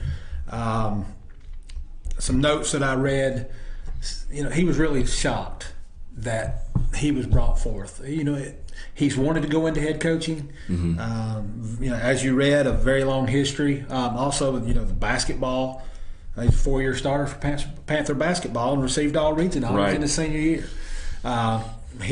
He's born a Panther. He lived a Panther, and now he's going to work as a Panther. And it's amazing. Look forward to seeing what he's got. Union County has a good program, and his number one thing is hustle. He said that's hustle and attitude. That's what he wants to see, and that's what he's going to start working with immediately. There we go. There we go. Sounds good. And that is our changing of the guard segment, and we appreciate that, and appreciate you guys for tuning in once again on this week's program. And despite what Luther thinks. I will be here next week, or at least I'm planning on it. No, I'm just giving you a hard time. But I will be gone a couple weeks, and then we've got plenty of folks. We've got Luther, and we've got folks to handle it. But next week, we're going to talk a little bit about the state golf, the stuff that we talked about. We'll continue to talk more about spring football practice. We really didn't get a lot into the spring games today because we just didn't have time. We had so much stuff we wanted to share with you guys, and we will be able to do that in the coming weeks, and we'll have plenty of time because really we have all summer now to break down high school football. And let's not forget, I mean, there's softball, there's volleyball. Coach Parks, I think, from Gilmer emailed us her schedule the other day, so we've got that. August 8th. August 8th. So we're gonna talk a lot more about not just football, but all fall sports. And, of course, we got Kevin White who's going to be joining us. We got our Park and Rec folks who have a lot going on this summer as well. So we're going to be meeting with those guys. We're going to have a very busy summer. I don't think it's going to be anything we're going to have a lack of stuff to talk about at all, but we're honored to be with us. And there's only one thing I can say, man. War Eagle. As I said, Dave Garner I'm not will a not. fan, by the way. Garner will not be here next week. I'm not trying to run you off. As usual, it's great being on the show with you, and I'm just happy and blessed to be a part of it. There we go. Thanks. What was that, Amanda? You want to make him mad again? No, I don't. Yeah, I was gonna say I don't want to make him mad. Oh, one quick note: you will be here next week, but June 4th will be your first day out. You have other business to attend to, I believe, that day. Yep. It is rumored that BKP himself may make an appearance on the sports show. Wow. Double duty. Yeah, we'll talk about that. Good morning from the office from 8 to 10, and then coming back on here. You know he's going to come on here just to start something with you. Oh, he is. I mean, that's the only reason he's coming on here. He wants to fire things up a little bit, but we can probably handle that. Yeah, and that doesn't mean I can't. I might be able to call. I mean, who knows? The situation. I might be able to chime in. We'll see. I'll be out of town that day, but we'd love to hear from you. We'll see how it goes. It won't be the same without you. Yeah. Thanks, bud. Appreciate it. Luther Kinsey with me right here again with Team FYN Sports. He's a leader of this operation right here, and then of course we've got Amanda Evans behind the glasses, our producer. Sammy Cates, a whole lot of other people behind the scenes as well. Appreciate you guys being on board with us. That's going to wrap things up for this week's edition of the Instant Replay. I'm Dave Garner. We'll see you same time next week right here on the program, and we appreciate you being with us. If it happens in North Georgia, we're all over it as we promote and highlight student athletes in a positive way right here with Team FYN Sports and the Instant Replay. So long, everyone.